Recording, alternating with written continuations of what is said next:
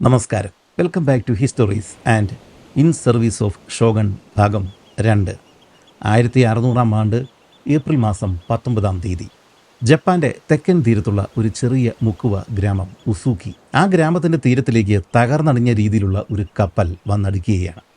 ആ കപ്പലിൽ ആകെ 24 നാവികർ മാത്രമാണ് ഉള്ളത്. പായകളൊക്കെ നശിച്ചിട്ട് ഇപ്പോൾ മുങ്ങും എന്ന രീതിയിലാണ് ആ കപ്പൽ ഈ ഉസുക്കി തീരത്ത് വന്നടിഞ്ഞിരിക്കുന്നത്.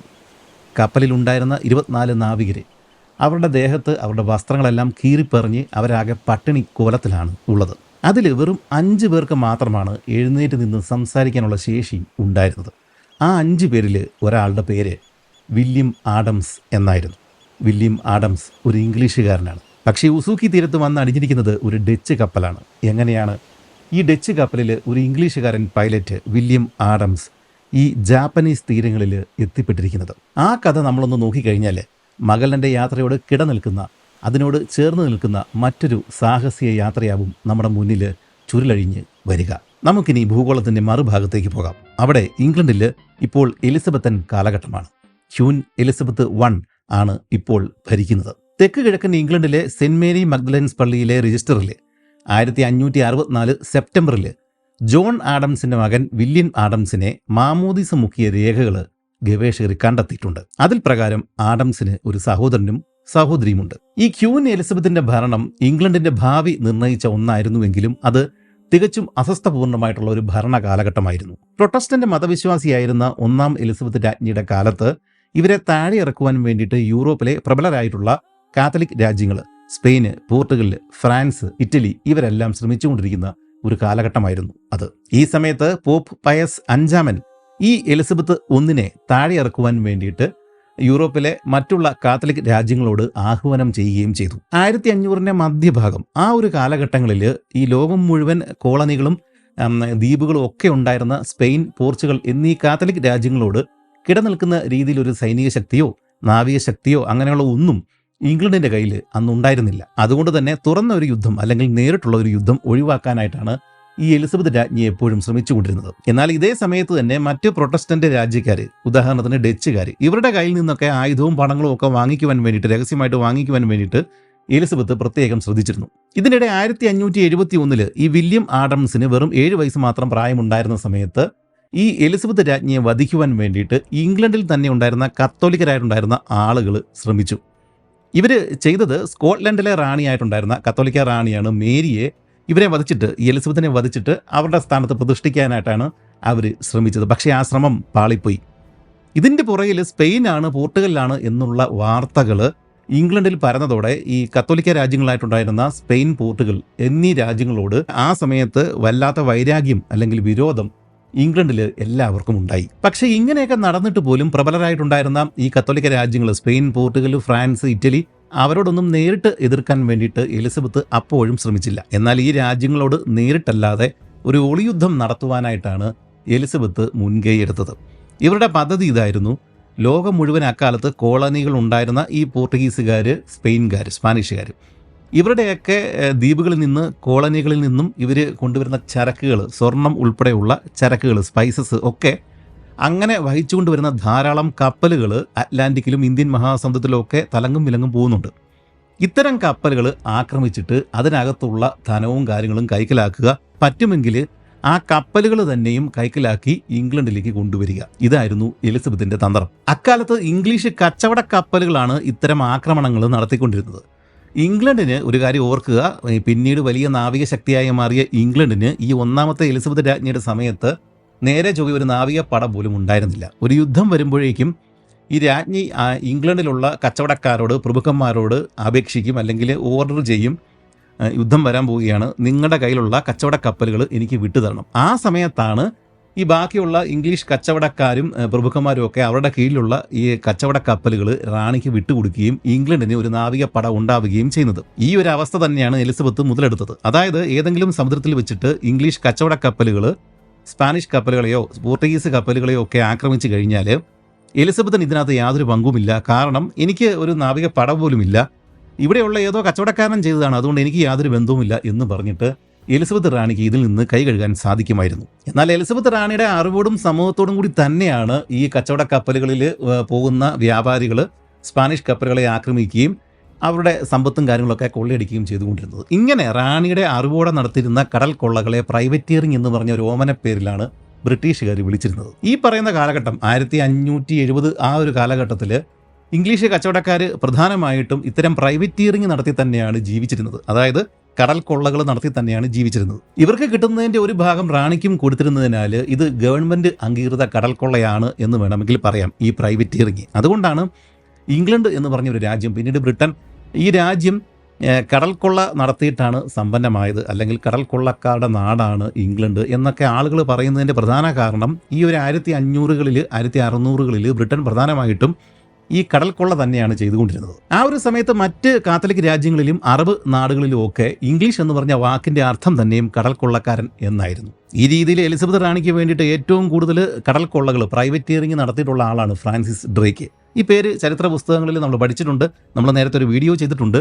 ലോകം മുഴുവനായിട്ടും കപ്പലിൽ ഒരു വട്ടം കറങ്ങിയ ഒരാൾ കൂടിയാണ് ഈ ഫ്രാൻസിസ് ഡ്രേക്ക്. എന്നാൽ ഈ പറയുന്ന സംഭവങ്ങൾ നടക്കുന്ന ആ ഒരു കാലഘട്ടത്തിന് മുമ്പ്, ഒരു 10 വർഷങ്ങൾക്ക് മുമ്പ് ഫ്രാൻസിസ് ഡ്രേക്ക് ചെയ്തുകൊണ്ടിരുന്ന പണി എന്ന് പറയുന്നത് ആഫ്രിക്കയിൽ നിന്ന് അടിമകളെ കപ്പലിൽ വാങ്ങിയിട്ട് കരീബിയൻ നാടുകളിൽ, കരീബിയൻ ഭാഗങ്ങളിൽ, അവിടെയുള്ള സ്പാനിഷ്, പോർട്ടുഗീസ് കോളനികളിൽ അവിടെ കരിമ്പൻ കൃഷിയും അങ്ങനെയുള്ള കാര്യങ്ങളൊക്കെ നടത്തുന്ന ഈ തോട്ടങ്ങളിൽ ഈ അടിമകളെ കൊണ്ട് വിൽക്കുക എന്ന് പറഞ്ഞൊരു ബിസിനസ്സാണ് ഫ്രാൻസിസ് ഡ്രേക്ക് ആദ്യമേ ചെയ്തുകൊണ്ടിരുന്നത്. പക്ഷേ ഒരു കാര്യം അറിയാമല്ലോ, ഇതൊക്കെ സ്പെയിനിൻ്റെയും പോർട്ടുഗലിൻ്റെയും കീഴിലുള്ള സ്ഥലങ്ങളാണ്, അവരുടെ ഒരു ട്രേഡാണ്, അവരുടെ കച്ചവടമാണ്. അതിനിടയ്ക്ക് ഈ ഫ്രാൻസിസ് ഡ്രേക്ക് വന്ന് കച്ചവടം നടത്തുന്നത് സ്വാഭാവികമായിട്ടും സ്പാനിഷുകാർക്ക് സ്പെയിന് പിടിച്ചില്ല. അവരെന്ത് ചെയ്തു? ഒരു സമയത്ത് ഫ്രാൻസിസ് ഡ്രേക്കിൻ്റെ കപ്പൽ വ്യൂഹത്തെ അവർ കടന്നാക്രമിച്ചു. 1568-ലായിരുന്നു അത്. ഈ ഫ്രാൻസിസ് ഡ്രേക്കിൻ്റെ 5 കപ്പലുകളിൽ 3 അവർ തകർത്തു. ആ തകർത്ത കൂട്ടത്തിൽ ഫ്രാൻസിസ് ഡ്രേക്കിൻ്റെ ഏറ്റവും അടുത്തുള്ള ബന്ധുക്കൾ, കൂട്ടുകാർ, ഏറ്റവും നല്ല നാവികർ, ഇവരെയെല്ലാം അവർ വധിക്കുകയും ചെയ്തു. ബാക്കിയുണ്ടായിരുന്ന 2 കപ്പലുകളൊക്കെ ആയിട്ട് ഈ ഫ്രാൻസിസ് ഡ്രേക്ക് ഒരു വിധത്തിലാണ് അവിടെ നിന്ന് രക്ഷപ്പെട്ട് ഇംഗ്ലണ്ടിൽ എത്തിയത്. ഈ ഒരു സംഭവത്തോടെ ഇംഗ്ലണ്ടിലും പ്രത്യേകിച്ച് ഈ ഫ്രാൻസിസ് ഡ്രേക്കിൻ്റെ മനസ്സിലും ഈ സ്പാനിഷുകാരോടുള്ള വൈരാഗ്യം ആളിക്കത്തി. സ്പാനിഷുകാരോടും അല്ലെങ്കിൽ പോർട്ടുഗീസുകാർ, കത്തോലിക്ക രാജ്യങ്ങൾ, ഇവരോടുള്ള വൈരാഗ്യം ഇംഗ്ലണ്ടിലും ഫ്രാൻസിസ് ഡ്രേക്കിൻ്റെ മനസ്സിലും പിന്നീട് വളർന്ന് വലുതാകുകയാണ് ഈ ഒരു സംഭവത്തോടെ ചെയ്തത്. ഇതിനുശേഷം ഡ്രേക്ക് വെറുതെ ഇരുന്നില്ല. അയാൾ കൂടുതൽ നാവികരെയും കപ്പലുകളും ഒക്കെ സംഘടിപ്പിച്ച ശേഷം അറ്റ്ലാന്റിക് ഭാഗങ്ങളിൽ, പ്രത്യേകിച്ച് തെക്കേ അമേരിക്കൻ തീരങ്ങളിലൊക്കെ ചെല്ലുകയും അവിടെ ഉണ്ടായിരുന്ന സ്പാനിഷ് താവളങ്ങളെല്ലാം ആക്രമിക്കുകയും പോകുന്ന വഴി കാണുന്ന കപ്പലുകളെല്ലാം ആക്രമിക്കുകയും അതിനകത്തുണ്ടായിരുന്ന ആളുകളെ കൊല്ലുകയും ഇവർ കൊണ്ടുപോയിക്കൊണ്ടിരുന്ന നിധികൾ, ചരക്കുകൾ, ഇതെല്ലാം ഇവർ പിടിച്ചെടുക്കുകയും ഒക്കെ ചെയ്തുകൊണ്ടേയിരുന്നു. ഫ്രാൻസിസ് ഡ്രേക്ക് ഇങ്ങനെ അറ്റ്ലാന്റിക്കിൽ ഇങ്ങനെ അഴിഞ്ഞാടുന്ന സമയത്ത് ഇംഗ്ലണ്ടിൽ അവിടുത്തെ ചെറുപ്പക്കാരുടെ ഇടയിൽ ആത്മവിശ്വാസം ഇങ്ങനെ കൂടി വരികയാണ്. കാരണം ഇത്രയും വലിയ സാമ്രാജ്യത്വ രീതിയിലുള്ള കാര്യങ്ങളൊക്കെ നടത്തിക്കൊണ്ട് പോയിക്കൊണ്ടിരിക്കുന്ന സ്പെയിന്, പോർട്ടുഗൽ, അവർക്കാണ് ഏറ്റവും കൂടുതൽ കപ്പലുകളുള്ളത്, ഏറ്റവും കൂടുതൽ കോളനികൾ ഈ ലോകം മുഴുവൻ ഉള്ളത്. അവരെ വെല്ലുവിളിച്ചുകൊണ്ട് ഇംഗ്ലീഷുകാരനായ പ്രൊട്ടസ്റ്റന്റുകാരനായ ഫ്രാൻസിസ് ഡ്രേക്ക് ഇങ്ങനെ അറ്റ്ലാന്റിക്കിൽ അഴിഞ്ഞാടുന്നു. അയാളുടെ വിജയങ്ങളുടെ കഥകൾ എല്ലാ ദിവസവും ഇങ്ങനെ ഇംഗ്ലണ്ടിൽ വന്നുകൊണ്ടേയിരിക്കുകയാണ്. പല കപ്പലുകളിൽ ഡ്രേക്ക് അത് ചെയ്തു, ഡ്രേക്ക് ഇത് ചെയ്തു എന്ന് പറഞ്ഞുകൊണ്ട്. അങ്ങനെ കേട്ട് കഴിഞ്ഞപ്പോഴേക്കും ഇംഗ്ലണ്ടിലാകെ ആവേശമായി. ഇത്രയും വലിയ സ്പാനിഷ് സാമ്രാജ്യത്തെ ഡ്രേക്കിന് ഒറ്റയ്ക്ക് ഇത്രയൊക്കെ ചെയ്യാൻ പറ്റുമെങ്കിൽ തങ്ങൾക്ക് ഇതിലും വലിയ കാര്യങ്ങൾ ഇനിയും ചെയ്യാൻ പറ്റുമെന്ന് ഇംഗ്ലണ്ടിലെ ചെറുപ്പക്കാർക്കിടയിൽ ഒരു വാർത്ത തന്നെയും, അല്ലെങ്കിൽ അങ്ങനെ ഒരു ധാരണ പരന്നു. ഈ കഥകളൊക്കെയും, ഈ ഫ്രാൻസിസ് ഡ്രേക്കിൻ്റെ വിജയ കഥകളൊക്കെയും കേട്ടുകൊണ്ടാണ് ഈ വില്യം ആഡംസ് ഇംഗ്ലണ്ടിൽ വളർന്നു വരുന്നത്. അയാളുടെ ചെറുപ്പകാലത്ത് അയാളുടെ ഏറ്റവും വലിയ ഹീറോ ഈ ഫ്രാൻസിസ് ഡ്രേക്ക് തന്നെയാണ്. അങ്ങനെ ഈ വില്യം ആഡംസിന് 12 വയസ്സായി. ഈ സമയത്ത് ഇംഗ്ലണ്ടിലെ തേംസ് നദിയുടെ തീരത്തുള്ള ഒരു ചെറിയ തുറമുഖ നഗരം ലൈം ഹൗസ്, അത് കച്ചവട കപ്പലുകൾ നിർമ്മിച്ചു കൊടുക്കുന്ന, കപ്പൽ നിർമ്മാണം നടത്തുന്ന ഒരു പട്ടണമാണ്, ചെറിയൊരു തുറമുഖമാണ്. അവിടെ ഉണ്ടായിരുന്ന കപ്പൽ നിർമ്മാണം നടത്തുന്ന, അല്ലെങ്കിൽ അതിൻ്റെ ഒരു ഉടമസ്ഥാവകാശമുള്ള ഒരാളുടെ കൂട്ടത്തിൽ അയാളുടെ വർക്ക്ഷോപ്പിൽ ഈ വില്യം ആഡംസ് പണിക്ക് ചേർന്നു. അപ്പോൾ അന്നത്തെ കാലത്ത് ഈ വില്യം ആഡംസ് ഈ കപ്പൽ നിർമ്മാണശാലയിലേക്ക് പണിക്ക് കയറുന്നതിന് മുമ്പ് ഈ നാവികർക്ക്, ഈ കപ്പൽ നിർമ്മിക്കുന്ന ആളുകൾക്ക്, അങ്ങനെയുള്ള ആളുകൾക്ക് ഇംഗ്ലണ്ടിൽ വലിയ വിലയൊന്നും ഉണ്ടായിരുന്നില്ല. പക്ഷേ ആ സമയത്താണ് ഫ്രാൻസിസ് ഡ്രേക്ക് ഈ പറയുന്ന വിജയങ്ങളൊക്കെ അറ്റ്ലാന്റിക്കിൽ കൊയ്തെടുക്കുന്ന വാർത്തകൾ ഇവിടെ വരികയും ഡ്രേക്ക് ഈ ഇംഗ്ലണ്ടിൻ്റെ ഒരു വീരപുരുഷനായി മാറുകയും ചെയ്തത്. അങ്ങനെ വന്നു കഴിഞ്ഞപ്പോഴേക്കും ഡ്രേക്ക് എന്ത് ചെയ്തു? കൂടുതൽ കപ്പലുകൾ ഓർഡർ ചെയ്യാൻ തുടങ്ങി. ആ സമയത്ത് നാവികർക്കും കപ്പൽ നിർമ്മിക്കുന്ന ആളുകൾക്കൊക്കെ നല്ല ഡിമാൻഡായി. ഇതുകൊണ്ടാവണം ഈ 12 വയസ്സുള്ള നമ്മുടെ ഈ വില്യം ആഡംസ് ഈ കപ്പൽ നിർമ്മാണം പഠിക്കുവാൻ വേണ്ടിയിട്ട് ഈ ഒരു സ്ഥലത്തേക്ക് വന്നെത്തിയത്. അങ്ങനെ നീണ്ട 12 വർഷങ്ങളാണ്, അതായത് 12ാമത്തെ വയസ്സ് മുതൽ 24ാമത്തെ വയസ്സ് വരെയും ഈ ലൈം ഹൗസ് എന്ന് പറഞ്ഞ ഈ ഒരു സ്ഥലത്ത് വില്യം ആഡംസ് താമസിച്ച് ഈ പറഞ്ഞ കപ്പലിൻ്റെ നിർമ്മാണ രീതികളും കാര്യങ്ങളൊക്കെ പഠിച്ചത്. ഇതേ സമയത്ത് തന്നെ ഇദ്ദേഹത്തെ പഠിപ്പിച്ചിരുന്ന ആൾ നല്ലൊരു കപ്പലിൻ്റെ നാവിഗേറ്റർ ആയിരുന്നു, ഒരു പൈലറ്റായിരുന്നു. അതുകൊണ്ട് തന്നെ ദിശാനിർണയം അങ്ങനെയുള്ള കാര്യങ്ങളൊക്കെയും ഈ വില്യം ആഡംസ് നല്ല രീതിയിൽ പഠിച്ചെടുക്കുകയും ചെയ്തു ഈ 12 വർഷങ്ങൾ കൊണ്ട്. അങ്ങനെ 24ാമത്തെ വയസ്സ് എത്തിക്കഴിഞ്ഞപ്പോഴേക്കുമാണ് വില്യം ആഡംസ് രാജ്ഞിയുടെ സൈന്യത്തിൽ നാവികസേനയിൽ ചേരാനായിട്ട് ആഗ്രഹം പ്രകടിപ്പിച്ചത്. അതിന് മറ്റൊരു കാരണം കൂടി ഉണ്ടായിരുന്നു. ഈ ഫ്രാൻസിസ് ഡ്രേക്കിൻ്റെ ആക്രമണങ്ങളിൽ പൊറുതിമുട്ടിയ സ്പെയിനിലെ ഫിലിപ്പ് രണ്ടാമൻ രാജാവ് അറ്റ കൈക്ക് ഇംഗ്ലണ്ടിനെ നേരിട്ട് തന്നെ അങ്ങ് ആക്രമിച്ചേക്കാം എന്നങ്ങ് കരുതി. അല്ലാതെ ഒരു രക്ഷയില്ല, ഈ ഫ്രാൻസിസ് ഡ്രേക്കിനെ ഒതുക്കാനായിട്ട് യാതൊരു മാർഗവുമില്ല. ഡ്രേക്ക് മാത്രമല്ല, ഡ്രേക്ക് ഇങ്ങനെ വിജയങ്ങൾ കൊയ്യുന്നത് കണ്ടിട്ട് ബാക്കിയുള്ള ഇംഗ്ലീഷ് വ്യാപാരികളും അവരുടെ കപ്പലുകളിൽ ഈ സ്പാനിഷ് പോർട്ടുഗീസ് കത്തോലിക് കപ്പലുകളെ ആക്രമിക്കാനായിട്ട് തുടങ്ങിയിട്ടുണ്ട്. ഇത് വലിയൊരു ഭീഷണിയായി വളർന്നു വരികയാണ്. ഈ പ്രൊട്ടസ്റ്റന്റ് ഇംഗ്ലണ്ടിനെ ഒതുക്കിയേ പറ്റുകയുള്ളൂ എന്നുള്ള ഒരു ഘട്ടത്തിലേക്ക് ഈ കത്തോലിക്ക രാജ്യങ്ങളായിട്ടുള്ള പ്രത്യേകിച്ച് സ്പെയിന്, പോർട്ടുഗൽ ഇവർ രണ്ടും കൂടെ അങ്ങ് തീരുമാനിക്കുകയാണ് നേരിട്ടങ്ങ് ആക്രമിക്കാം, അല്ലാതെ ഇനി രക്ഷയില്ല. 1587 എലിസബത്ത് റാണി സ്പെയിനും ഈ പോർട്ടുഗലും കൂടെ തങ്ങളെ ആക്രമിക്കാൻ പോവുകയാണ് എന്നുള്ള വാർത്ത അറിയുന്നത്. അതറിഞ്ഞ ഉടനെ റാണി എന്ത് ചെയ്തു, ഫ്രാൻസിസ് ഡ്രേക്കിന് സന്ദേശം അയച്ചു. എന്നിട്ട് പറഞ്ഞു, ഇവർ തങ്ങളെ ആക്രമിക്കാൻ പോവുകയാണ്. അതുമാത്രമല്ല, സ്പെയിൻകാർ അവരുടെ തീരങ്ങളിൽ പുതിയ കപ്പലുകൾ നിർമ്മിക്കുവാൻ വേണ്ടിയിട്ട് തുടങ്ങിയിട്ടുണ്ട്. ആ കപ്പലുകളിലാണ് ഇവിടെ വന്ന് ആക്രമിക്കാനായിട്ട് അവർ ഉദ്ദേശിക്കുന്നത്.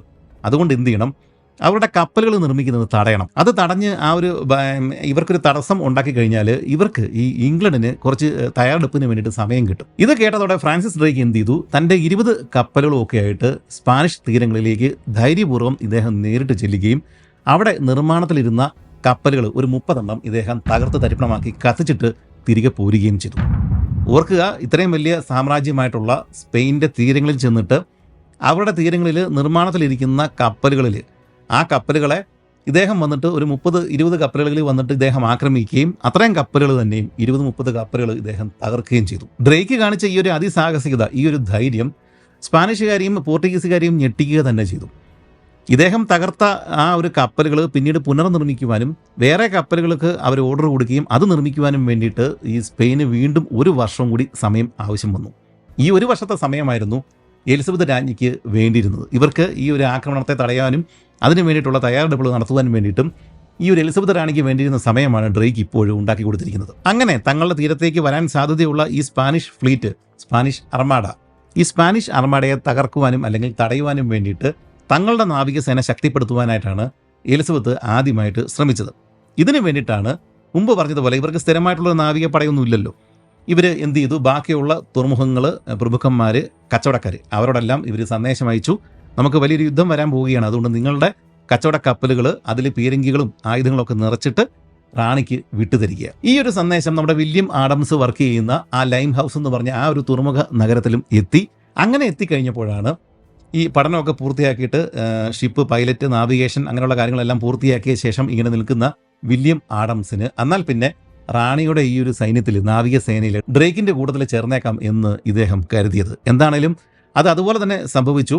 ഈ ഒരു യുദ്ധത്തിൽ ഒരു ചെറിയ കപ്പലിൻ്റെ, അതായത് 30-40 പേര് മാത്രം ഉണ്ടായിരുന്ന ഒരു ചെറിയ കപ്പലിൻ്റെ ക്യാപ്റ്റനോ അല്ലെങ്കിൽ പൈലറ്റോ ആയിരുന്നു വില്യം ആഡംസ്. ഓർക്ക് 1588 വില്യം ആഡംസ് റാണിയുടെ ഈ ഒരു നാവികസേനയിൽ ചേരുമ്പോൾ ബ്രിട്ടന് സ്വന്തമായിട്ട് നാവികപ്പടയില്ല. ഇപ്പോൾ ഈ ഒരു യുദ്ധത്തിന് വേണ്ടിയിട്ട് തയ്യാറാക്കിയിരിക്കുന്നത് 200-ൽ കൂടുതൽ ഷിപ്പുകളാണ്.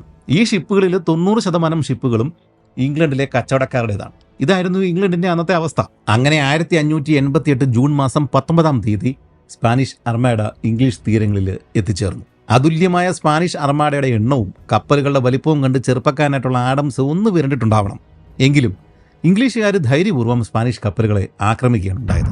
കാര്യമായ നാശനഷ്ടങ്ങൾ വരുത്തുവാൻ സാധിച്ചില്ലെങ്കിലും സ്പാനിഷ് കപ്പലുകളെ തൽക്കാലത്തേക്ക് ഫ്രാൻസിന്റെ തീരങ്ങളിലേക്ക് മടക്കി അയക്കുവാൻ ഇംഗ്ലീഷ് കപ്പലുകൾക്ക് സാധിച്ചു. ഫ്രാൻസിന്റെ തീരങ്ങളിൽ ട്രാൻസ്പോർട്ട് ഷിപ്പുകൾ വഴി സൈന്യത്തെ എത്തിക്കുവാനായിരുന്നു സ്പെയിനിന്റെ പദ്ധതി. ആ സൈന്യം എത്തിച്ചേരുവാനായിട്ടാണ് സ്പാനിഷ് കപ്പലുകൾ ഫ്രാൻസിന്റെ തീരങ്ങളിലേക്ക് മടങ്ങിയതും അവിടെ കാത്തു നിൽക്കുന്നതും. എന്നാൽ ഇംഗ്ലീഷുകാരെ സഹായിക്കുവാനായിട്ട് മറ്റൊരു പ്രൊട്ടസ്റ്റന്റ് രാജ്യമായിട്ടുള്ള അല്ലെങ്കിൽ ആ രാജ്യക്കാരായിട്ടുള്ള ഡച്ചുകാർ രംഗത്തിറങ്ങി. സ്പാനിഷ് ആർമിയെ കൊണ്ടുവരുന്ന ട്രാൻസ്പോർട്ട് ഷിപ്പുകളെ അവർ കടലിൽ ആക്രമിച്ചു. എന്നാൽ ജൂലൈ 31-ന് സ്പാനിഷ് അർമാഡ ഇംഗ്ലീഷ് തീരങ്ങളിൽ നിന്നും കാണാവുന്ന ദൂരത്തിൽ എത്തിച്ചേർന്നു. അർദ്ധചന്ദ്രാകൃതിയിലായിരുന്നു സ്പാനിഷ് ഫ്ലീറ്റ് അണിനിരുന്നത്. മറുപടിയായിട്ട് ഇംഗ്ലീഷ് കപ്പലുകൾ 2 വിഭാഗങ്ങളിലായിട്ട് തിരിഞ്ഞാണ് ആക്രമണം നടത്തിയത്. ഇരുഭാഗത്തും കനത്ത നാശനഷ്ടങ്ങൾ ഉണ്ടായി. എന്നാൽ ഇംഗ്ലീഷുകാർ തന്ത്രം പൊടുന്നനെ അങ്ങ് മാറ്റി. 8 ഫയർ ഷിപ്പുകളാണ് ആഗസ്റ്റ് മാസം 8-ാം തീയതി രാത്രിയിൽ സ്പാനിഷ് കപ്പലുകൾക്കിടയിലേക്ക് ഈ ഇംഗ്ലീഷുകാർ ആക്രമിച്ച് കയറ്റിയത്. വെടിമരുന്നും പീരങ്കികളും കുത്തി നിറച്ച ഫയർ ഷിപ്പുകൾ സ്പാനിഷ് ഫ്ലീറ്റിൽ പരിഭ്രാന്തി പരത്തി. ചില കപ്പലുകൾക്ക് തീ കൊളുത്തിയ ശേഷം സ്പാനിഷ് കപ്പലുകൾ ഇടയിലേക്ക് കയറ്റി ആശയക്കുഴപ്പം ഉണ്ടാക്കുകയാണ് ഈ ഇംഗ്ലീഷുകാർ ചെയ്തത്. രാത്രിയിലുണ്ടായ ഈ ഒരു ഭീതിയിൽ നിന്ന്, ആശയക്കുഴപ്പത്തിൽ നിന്ന് ഒളിച്ചോടാനായിട്ട്, ഓടിപ്പോകാനായിട്ട് ശ്രമിച്ച സ്പാനിഷ് കപ്പലുകളുടെ നേർക്ക് ഇരുട്ടിൽ മറിഞ്ഞിരുന്നുകൊണ്ട് മറ്റ് ഇംഗ്ലീഷ് കപ്പലുകൾ പീരങ്കി ആക്രമണം നടത്തി. ഇങ്ങനെയൊക്കെ വന്നു കഴിഞ്ഞപ്പോഴേക്കും ഇനി ഇവിടെ നിൽക്കാൻ പറ്റില്ല എന്ന് മനസ്സിലാക്കിയ പരാജയ ഭീതിയിലായ സ്പാനിഷ് ഫ്ലീറ്റ് അയർലൻഡിന്റെ തീരം വഴി തിരികെ പോകാനായിട്ട് ശ്രമിച്ചെങ്കിലും ശക്തമായ കൊടുങ്കാറ്റിൽ പെട്ട് മിക്ക കപ്പലുകളും തകർന്ന് ഈ ഐറിഷ് തീരങ്ങളിൽ തന്നെ വന്നടിഞ്ഞു. 28 കപ്പലുകളും 5000-ഓളം പട്ടാളക്കാരും. ഇത്രയും ആളുകളെയാണ്, ഇത്രയും നാശനഷ്ടമാണ് സ്പെയിന് ഈ ഒരു സമയത്ത് അവിടെ ഉണ്ടായത്. ഓർക്കുക, നമ്മൾ കഴിഞ്ഞ വീഡിയോയിൽ പറഞ്ഞതാണ്, കമിക്കസ എന്ന് പറഞ്ഞ പേരിൽ 2 തവണ മംഗോൾ ആക്രമണത്തെ ഒരു കൊടുങ്കാറ്റ് വന്ന് തകർത്തെറിഞ്ഞത് കൊണ്ടാണ് ഒരു ദ്വീപ് രാജ്യമായിട്ടുള്ള ജപ്പാൻ രക്ഷപ്പെട്ടത്. അതേപോലെ തന്നെ ഈ സ്പാനിഷ് അർമാദ വന്നു കഴിഞ്ഞപ്പോഴേക്കും മറ്റൊരു കൊടുങ്കാറ്റ് വന്നിട്ട് ഈ ഇംഗ്ലണ്ട് എന്ന് പറഞ്ഞ, അല്ലെങ്കിൽ ആ ഒരു ദ്വീപിനെ, ബ്രിട്ടീഷ് ദ്വീപുകളെ ഇപ്പോൾ വീണ്ടും ഒരു കൊടുങ്കാറ്റ് രക്ഷപ്പെടുത്തിയിരിക്കുകയാണ്. അങ്ങനെ 2 കൊടുങ്കാറ്റുകൾ 2 ദ്വീപ് രാജ്യങ്ങളെ തൽക്കാലത്തേക്ക് രക്ഷപ്പെടുത്തിയിരിക്കുകയാണ്. അതുല്യമായ സ്പാനിഷ് അർമാഡ, അതായത് സ്പാനിഷ് ഫ്ലീറ്റ്, കപ്പൽ വ്യൂഹം, ഇത് തകർന്നു എന്നറിഞ്ഞതോടെ ഇംഗ്ലണ്ടിൽ ആളുകൾ തെരുവിലിറങ്ങുകയും അവർ സന്തോഷം പ്രകടിപ്പിക്കുകയും പള്ളികളിൽ, ഈ ഇംഗ്ലീഷ് ചർച്ചുകളിൽ കൂട്ടമാണികൾ മുഴങ്ങുകയും ആളുകൾ പ്രാർത്ഥിക്കാനായിട്ട് ചെല്ലുകയും ആകെ ഇംഗ്ലണ്ട് തിളച്ചു മറിയുകയും ചെയ്തു. അങ്ങനെ സ്പാനിഷ് ഭീഷണി എന്നേക്കുമായിട്ട് ഒഴിഞ്ഞു എന്ന് ഈ ക്യൂൻ എലിസബത്തിന് മനസ്സിലായി. കാരണം അത്രയ്ക്കും വലിയ പ്രഹരമാണ് ഈ സ്പാനിഷ് അർമഡ തകർന്നതോടെ, ഇത്രയും വലിയ കപ്പലുകളും കാര്യങ്ങളൊക്കെ തകർന്നതോടെ സ്പെയിന് കിട്ടിയത്. കുറച്ച് നാളത്തേക്ക് ഇനി ഇങ്ങോട്ടേക്ക് അവർ വരില്ല. അതുകൊണ്ട് തന്നെ എന്ത് ചെയ്തു, ഇപ്പോഴും തട്ടിക്കൂട്ടിയ ഈ ഒരു ഇംഗ്ലീഷ് ഫ്ലീറ്റ് ഇവരെന്ത് ചെയ്തു, പിരിച്ചുവിട്ടു. കാരണം 200 കപ്പലുകളിൽ ഭൂരിഭാഗം കപ്പലുകളും കച്ചവടക്കാരുടെ കപ്പലുകളാണല്ലോ. അതുകൊണ്ട് അവർക്കതെല്ലാം തിരികെ കൊടുക്കുകയും ചെയ്തു. അങ്ങനെ വന്നു കഴിഞ്ഞപ്പോഴേക്കും നമ്മുടെ ഈ വില്യം ആഡംസിന്റെ പണി പോയി. അങ്ങനെയാണ് വില്യം ആഡംസ് ബാർബറി കമ്പനിയിൽ ജോലി ചെയ്യാനായിട്ട് തുടങ്ങിയത്. ഈ ബാർബറി കമ്പനി എന്ന് പറയുന്നത് ഇംഗ്ലണ്ടിനും നമ്മുടെ ഉത്തരാഫ്രിക്കയിലുള്ള മൊറോക്കോ എന്ന് പറഞ്ഞ രാജ്യത്തിനും ഇടയിൽ കച്ചവടം നടത്തുന്ന കപ്പലുകൾ, അതിൻ്റെ ഓണർഷിപ്പുള്ള കമ്പനിയാണ് ബാർബറി കമ്പനി. ഈ ബാർബറി തീരം എന്നാണ് മൊറോക്കൻ തീരത്തെ ഇവർ വിളിക്കുന്നത്. അവിടെ താമസിച്ചുകൊണ്ടിരിക്കുന്ന, അല്ലെങ്കിൽ മൊറോക്കോ ഉത്തര ആഫ്രിക്കൻ ഭാഗങ്ങളിലൊക്കെ ഉള്ള ബെർബേഴ്സ്, അവരുടെ പേരിൽ നിന്നാണ്, ആ ഒരു ജനതയുടെ പേരിൽ നിന്നാണ് ബാർബറി എന്ന് പറഞ്ഞ പേര് ഇംഗ്ലീഷുകാർ പറയുകയും ഈ ഒരു തീരങ്ങളെ ബാർബറി കോസ്റ്റ് എന്നൊക്കെ വിളിക്കാനായിട്ട് തുടങ്ങുകയും ചെയ്തത്. അങ്ങനെ ഈ മൊറോക്കോയിലേക്ക് പോയിട്ട് കച്ചവടം നടത്തുന്ന ബാർബറി കമ്പനിയുടെ കപ്പലുകളിലാണ് പിന്നീട് വില്യം ആഡംസിനെ നമ്മൾ കാണുന്നത്. ഇങ്ങനെ ബാർബറി കമ്പനിയുടെ വർക്ക് ചെയ്യുന്ന സമയത്ത് ഈ പോയി വരുന്ന കപ്പലുകളിൽ ഇദ്ദേഹം ക്യാപ്റ്റൻ ആയിരുന്നോ പൈലറ്റ് ആയിരുന്നോ എന്നൊന്നും നമുക്ക് ഇതുവരെ മനസ്സിലായിട്ടില്ല. പക്ഷേ ഈ പോയി വരുന്ന കപ്പലുകൾക്ക് മുമ്പ് പറഞ്ഞതുപോലെ 2 ഉദ്ദേശമാണുള്ളത്. ഒന്ന്, ആഫ്രിക്കയിൽ പോയി വരിക, അവിടെ കച്ചവടം നടത്തുക. പോയി വരുന്ന വഴിയിൽ ഈ റൂട്ടിൽ എവിടെയെങ്കിലും പോർട്ടുഗീസ്, സ്പാനിഷ് കപ്പലുകൾ കണ്ടു കഴിഞ്ഞാൽ ആക്രമിക്കുക. ഈ പണി ആഡംസ് ഈ ഒരു സമയത്ത് ചെയ്തിരുന്നു എന്ന് ഉറപ്പാണ്. ഇതിനിടെ 1589 നമ്മുടെ വില്യം ആഡംസ് ഒരു വിവാഹം കഴിച്ചു. മേരി എന്നാണ് ആ യുവതിയുടെ പേര്. ഇവർക്ക് 2 കുട്ടികൾ ഉണ്ടായിട്ടുണ്ട് എന്ന് രേഖകളിൽ കാണുന്നുണ്ട്. പക്ഷേ ആൺകുട്ടിയുടെ പേര് നമുക്ക് ഇതുവരെയും കണ്ടെത്താൻ സാധിച്ചിട്ടില്ല. പെൺകുട്ടിയുടെ പേര് മറ്റൊരു സ്ഥലത്ത് കാണുന്നുണ്ട്. ഡെലിവറൻസ് എന്നായിരുന്നു ആ ഒരു പെൺകുട്ടിയുടെ പേര്. എന്താണെങ്കിലും തൻ്റെ 25 വയസ്സ് മുതൽ 33 വയസ്സ് വരെയും വില്യം ആഡംസ് ഈ ബാർബറി കമ്പനിയിൽ, മൊറോക്കയിൽ പോയി വരുന്ന ആ ഒരു കമ്പനിയിൽ ജോലി ചെയ്തിരുന്നു എന്ന് വ്യക്തമാണ്. എന്നാൽ 1597 ഈ ബാർബറി കമ്പനിയും പിരിച്ചുവിട്ടു. അതോടുകൂടിയിട്ട് നമ്മുടെ ഈ വില്യം ആഡംസിന്റെ പണി ഒന്നുകൂടി അങ്ങ് പോയി. അങ്ങനെ വന്നു കഴിഞ്ഞപ്പോഴേക്കും ആഡംസ് എന്ത് ചെയ്തു, ഡച്ച് കപ്പലുകളിൽ ജോലി കിട്ടുമോ എന്നുള്ള കാര്യമാണ് പിന്നീട് ഇദ്ദേഹം തിരക്കിയത്. പറഞ്ഞല്ലോ, ഈ ഡച്ചുകാരും ഇംഗ്ലീഷുകാരും പ്രൊട്ടസ്റ്റന്റുകാരാണ്. അന്നത്തെ സമയത്ത് ഈ പ്രൊട്ടസ്റ്റന്റുകാരായിട്ടുള്ള ഈ 2 രാജ്യങ്ങളും ഇവർ കത്തോലിക്ക രാജ്യങ്ങളായിട്ടുള്ള ബാക്കിയുള്ള സ്പെയിന്, പോർട്ടുഗൽ, ഇവർക്കെതിരെ യുദ്ധം ചെയ്യുന്ന കാര്യങ്ങളിലും ബാക്കിയുള്ള കാര്യങ്ങളിലൊക്കെ വലിയ സഹകരണമാണ്. അതുകൊണ്ട് തന്നെ ഇംഗ്ലീഷ് മർച്ചന്റ് ഷിപ്പുകളിൽ ഒരുപാട് ഡച്ചുകാർ ജോലി ചെയ്യുന്നുണ്ട്. അതുപോലെ തന്നെ ആ ഒരു സമയത്ത് ഡച്ച് കച്ചവട കപ്പലുകളിൽ ഈ പറയുന്ന ഇംഗ്ലീഷുകാരും ജോലി ചെയ്യുന്നുണ്ട്. നമ്മുടെ ഫ്രാൻസിസ് ഡ്രേക്കിൻ്റെ ഈ കപ്പലുകളിൽ, അദ്ദേഹത്തിൻ്റെ വ്യൂഹത്തിൽ, ഫ്ലീറ്റിൽ ഒട്ടനവധി ഡച്ചുകാരന്ന് ജോലി ചെയ്യുന്നുണ്ട്. സൈനികരായിട്ടുണ്ട്, ജോലിക്കാരായിട്ടുണ്ട്, പൈലറ്റ്സ് ഒക്കെ ആയിട്ട് ഈ ഡ്രേക്കിൻ്റെ കൂടെയും ഡച്ചുകാരുണ്ട്. ഇവർ തമ്മിൽ അന്ന് വലിയ സഹകരണമാണ്. അതുകൊണ്ടാണ് ഈ സമയത്ത് ഡച്ച് ഷിപ്പുകളിൽ എവിടെയെങ്കിലും ജോലി കിട്ടുമോ എന്നുള്ള കാര്യം ഇംഗ്ലീഷുകാരനായിട്ടുള്ള ഈ വില്യം ആഡംസ് നോക്കുന്നത്. അതുമാത്രമല്ല, ഡച്ചുകാർ ആ സമയത്ത് നമ്മുടെ ഈസ്റ്റ് ഇൻഡീസിലേക്ക്, നമ്മുടെ ഇന്തോനേഷ്യ, മലേഷ്യ, ഫിലിപ്പീൻസ്, ആ ഒരു രാജ്യങ്ങൾ കിടക്കുന്ന സ്ഥലത്തേക്ക് കൂടുതൽ കപ്പലുകൾ അയക്കാനായിട്ട് തുടങ്ങുന്ന ഒരു സമയമാണ്. അങ്ങനെയാണെങ്കിൽ ഡച്ച് കപ്പലുകളിൽ ജോലി കിട്ടിക്കഴിഞ്ഞാൽ ഇദ്ദേഹത്തിന് സുഖമാണ്. കുറേയേറെ വർഷങ്ങൾ ഇത്രയും ദീർഘദൂരം സഞ്ചരിക്കേണ്ട ഒരു വലിയ പ്രൊജക്റ്റാണ്. അതിൽ ജോലി കിട്ടിക്കഴിയുവാണെങ്കിൽ ഇദ്ദേഹത്തിന് കുറേയേറെ കാലം ജോലി ചെയ്ത് ജീവിക്കാനായിട്ട് സാധിക്കുകയും ചെയ്യും. അതുകൊണ്ടാണ് ആഡംസ് ഇനി ഡച്ച് കപ്പലുകളിലേക്ക് കയറാം എന്ന് തീരുമാനമെടുക്കുന്നത്. ഈ ഒരു സമയത്ത്, അതായത് 1600-കൾ, ആ ഒരു സമയത്ത് ഇംഗ്ലീഷുകാർക്ക് ഈസ്റ്റ് ഇൻഡീസിനെ കുറിച്ച് യാതൊരു വിവരവും ഇല്ല. ഇവിടെ എത്ര രാജ്യങ്ങളുണ്ടെന്നോ അവിടെ എന്തൊക്കെയാണെന്നോ അവിടുത്തെ ഭൂപടം പോലും അവർ നേരെ ചൊവ്വേ കണ്ടിട്ടില്ല. പക്ഷേ ഡച്ചുകാർക്ക് കുറച്ച് വിവരങ്ങളൊക്കെ കിട്ടിയിട്ടുണ്ട്. ഇതെങ്ങനെയാണ് എന്ന് ചോദിച്ചു കഴിഞ്ഞാൽ, നമ്മുടെ മഗലൻ സ്ട്രേറ്റും ഒക്കെ മാറി കടന്നിട്ട് പസഫിക് കഴിഞ്ഞിട്ട് ഈ ഒരു ഏരിയയിൽ വരുന്ന സമയത്ത് പോർച്ചുഗീസുകാർ ഈ ഒരു ഭാഗത്ത്, ഈസ്റ്റ് ഇൻഡീസ് ഭാഗത്ത്, ഇന്തോനേഷ്യ, മലേഷ്യ, ഫിലിപ്പീൻസ് ആ ഭാഗങ്ങളിൽ കടന്ന് കറങ്ങുന്നുണ്ട് എന്നുള്ള വിവരം നമുക്ക് ആ ഒരു സീരീസിൽ നമുക്ക് പിടികിട്ടിയ കാര്യമാണ്. ഈ പോർച്ചുഗീസ് രാജാവിന് ഇങ്ങോട്ടേക്ക് നേരത്തെ തന്നെയും കപ്പലുകൾ ഇദ്ദേഹം അയക്കുന്നുണ്ട്. രഹസ്യമായിട്ട് വെച്ചിരിക്കുകയാണ് ഇവർ ഈ കാര്യങ്ങളൊക്കെ, മറ്റാരും അറിയാതിരിക്കാൻ വേണ്ടിയിട്ട്. അതായത് ഇവരുടെ റൂട്ടുകൾ, ഇവർ പോകുന്ന സ്ഥലങ്ങളിലെ കച്ചവട കാര്യങ്ങളൊക്കെ മറ്റുള്ളവർ അറിഞ്ഞു കഴിഞ്ഞാൽ ആ റൂട്ടിലേക്ക് ഡച്ചുകാരും ഇംഗ്ലീഷുകാരൊക്കെ വരും. അത് ഒഴിവാക്കാൻ വേണ്ടിയിട്ട് ഇവർ ആരോടും പറയാതെ ഇങ്ങനെയുള്ള റൂട്ടുകളൊക്കെ രഹസ്യമായിട്ട് വെച്ചിരിക്കുകയാണ്. പക്ഷേ ഈ ഒരു സമയത്താണ് പോർച്ചുഗീസ് കപ്പലുകളിൽ നമ്മൾ കഴിഞ്ഞ വീഡിയോയിൽ പറഞ്ഞ ജെസ്യൂട്ട് സന്യാസിമാർ, അവർ മിഷണറിമാരാണ്, അവർ ഈ പോർച്ചുഗീസ് കപ്പലുകളിൽ ഈസ്റ്റ് ഇൻഡീസിലും ഭാഗങ്ങളിലൊക്കെ ചെന്ന് ഇറങ്ങാനായിട്ട് തുടങ്ങിയത്. ഈ ജെസ്യൂട്ട് പാതിരിമാർക്ക് ഒരു പ്രത്യേക സവിശേഷതയുണ്ട്. ഇവർ ചെല്ലുന്ന സ്ഥലങ്ങളിലെ കാര്യങ്ങളെല്ലാം വളരെ ഡീറ്റെയിൽ ആയിട്ട് ഇവർ എഴുതി വെക്കും. അവിടുത്തെ ഭൂപടം ഇവർ വരയ്ക്കും. അവിടുത്തെ ഭൂപ്രകൃതി കാര്യങ്ങൾ, വളരെ ഡീറ്റെയിൽ ആയിട്ടുള്ള വിവരണങ്ങൾ ഇവരുടെ റിപ്പോർട്ടുകൾ എപ്പോഴും ഉണ്ടാവും. പോർച്ചുഗീസുകാർക്ക് ഇവിടുത്തെ വിവരങ്ങൾ പുറത്തറിയുന്നത് ഇഷ്ടമല്ല. പക്ഷേ ജെസ്യൂട്ട് മിഷണറിമാർക്ക് ഇത് പുറത്തറിയണം. ഇവരെന്താണ് ഇവിടെ ചെയ്യുന്നത് എന്നുള്ള കാര്യങ്ങൾ ഇറ്റലിയിലും ബാക്കിയുള്ള സ്ഥലങ്ങളിലൊക്കെ ആളുകൾ അറിയണം. ഇവരുടെ പ്രവർത്തനങ്ങൾ മറ്റുള്ളവരെ അറിയണം എന്നുള്ള ആഗ്രഹം ജെസ്യൂട്ടുകാർക്കുണ്ടായിരുന്നു. അതുകൊണ്ട് ഇവരെന്ത് ചെയ്തു, ഈ പോർച്ചുഗീസുകാരുടെ കൂട്ടത്തിൽ ഈസ്റ്റ് ഇൻഡീസിൽ പോയി ഇറങ്ങിയിരുന്ന ജെസ്യൂട്ട് മിഷണറിമാർ അവരുടെ പ്രവർത്തനങ്ങൾ പല ബുക്കുകളിലും പബ്ലിക്കേഷൻസിലും ഒക്കെ ആയിട്ട് ഇവർ പ്രസിദ്ധീകരിക്കുകയും ജേർണൽസിലൊക്കെ ഇവർ പ്രസിദ്ധീകരിക്കുകയും ഇറ്റലിയിലും അങ്ങനെയുള്ള കത്തോലിക്ക രാജ്യങ്ങളിലൊക്കെ പല ആളുകൾക്കും ഈ പ്രസിദ്ധീകരണങ്ങൾ കിട്ടുകയും ചെയ്തു. ഇത്തരം കുറച്ച് പ്രസിദ്ധീകരണങ്ങൾ പല ആളുകൾ വഴി കൈമാറ്റം വന്നിട്ട് ഡച്ചുകാരുടെ കയ്യിലും ഇംഗ്ലീഷുകാരുടെ കയ്യിലും എത്തിപ്പെട്ടു. അങ്ങനെയാണ് ഡച്ചുകാരും ഇംഗ്ലീഷുകാരും ഈസ്റ്റ് ഇൻഡീസിനെ കുറിച്ചിട്ടും ജപ്പാന് അങ്ങനെയുള്ള രാജ്യങ്ങളെക്കുറിച്ചുള്ള ഏതാണ്ട് വിവരങ്ങളൊക്കെ ഇവർക്ക് ഈ ജെസ്യൂട്ട് മിഷണറിമാരുടെ ബുക്കുകളിൽ നിന്നും ഇവരുടെ ആർട്ടിക്കിളിൽ നിന്നുമൊക്കെ ഇവർക്ക് ലഭിക്കുന്നത്. അതുമാത്രമല്ല, ഈ റൂട്ടിൽ കൂടെ ഇംഗ്ലീഷുകാരനായിട്ടുള്ള ഫ്രാൻസിസ് ഡ്രേക്ക് ഒരു ലോക പര്യടനം തന്നെയും പൂർത്തിയാക്കുകയും ചെയ്തു. അദ്ദേഹത്തിൻ്റെ മാപ്പുകളും ഇംഗ്ലണ്ടിൽ പ്രചാരത്തിലാണ്. ഇത്രയും കാര്യങ്ങൾ ഇപ്പോൾ ഇവരുടെ കയ്യിലുണ്ട്. ഡച്ചുകാരുടെ കയ്യിൽ ഫ്രാൻസിസ് ഡ്രേക്കിൻ്റെ മാപ്പുണ്ട്, ജെസ്യൂട്ട് മിഷണറിമാരുടെ വിവരണങ്ങളും ഭൂപടങ്ങളും ബാക്കിയുള്ള എല്ലാ കാര്യങ്ങളും ഉണ്ട്.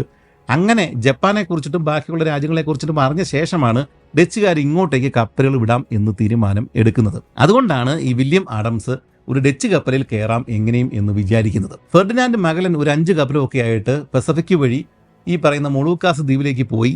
അദ്ദേഹം അവിടെ വെച്ച് കൊല്ലപ്പെട്ടു, ഫിലിപ്പീൻസ് വെച്ച് വധിക്കപ്പെട്ടു. അതിനുശേഷം എൽക്കാനോ എന്ന് പറഞ്ഞ ഒരാൾ ഈ ഒരു മിച്ചം ഉണ്ടായിരുന്ന വിക്ടോറിയ എന്ന് പറഞ്ഞ കപ്പലുമായിട്ട് തിരികെ വരികയും ചെയ്തു. ഇത്രയും കാര്യങ്ങൾ ലോകം മുഴുവൻ അന്നത്തെ കാലത്ത് ഈ കപ്പലോട്ടക്കാരുടെ ഇടയിൽ അന്നത്തെ കാലത്ത് അത് പ്രചാരത്തിലായി.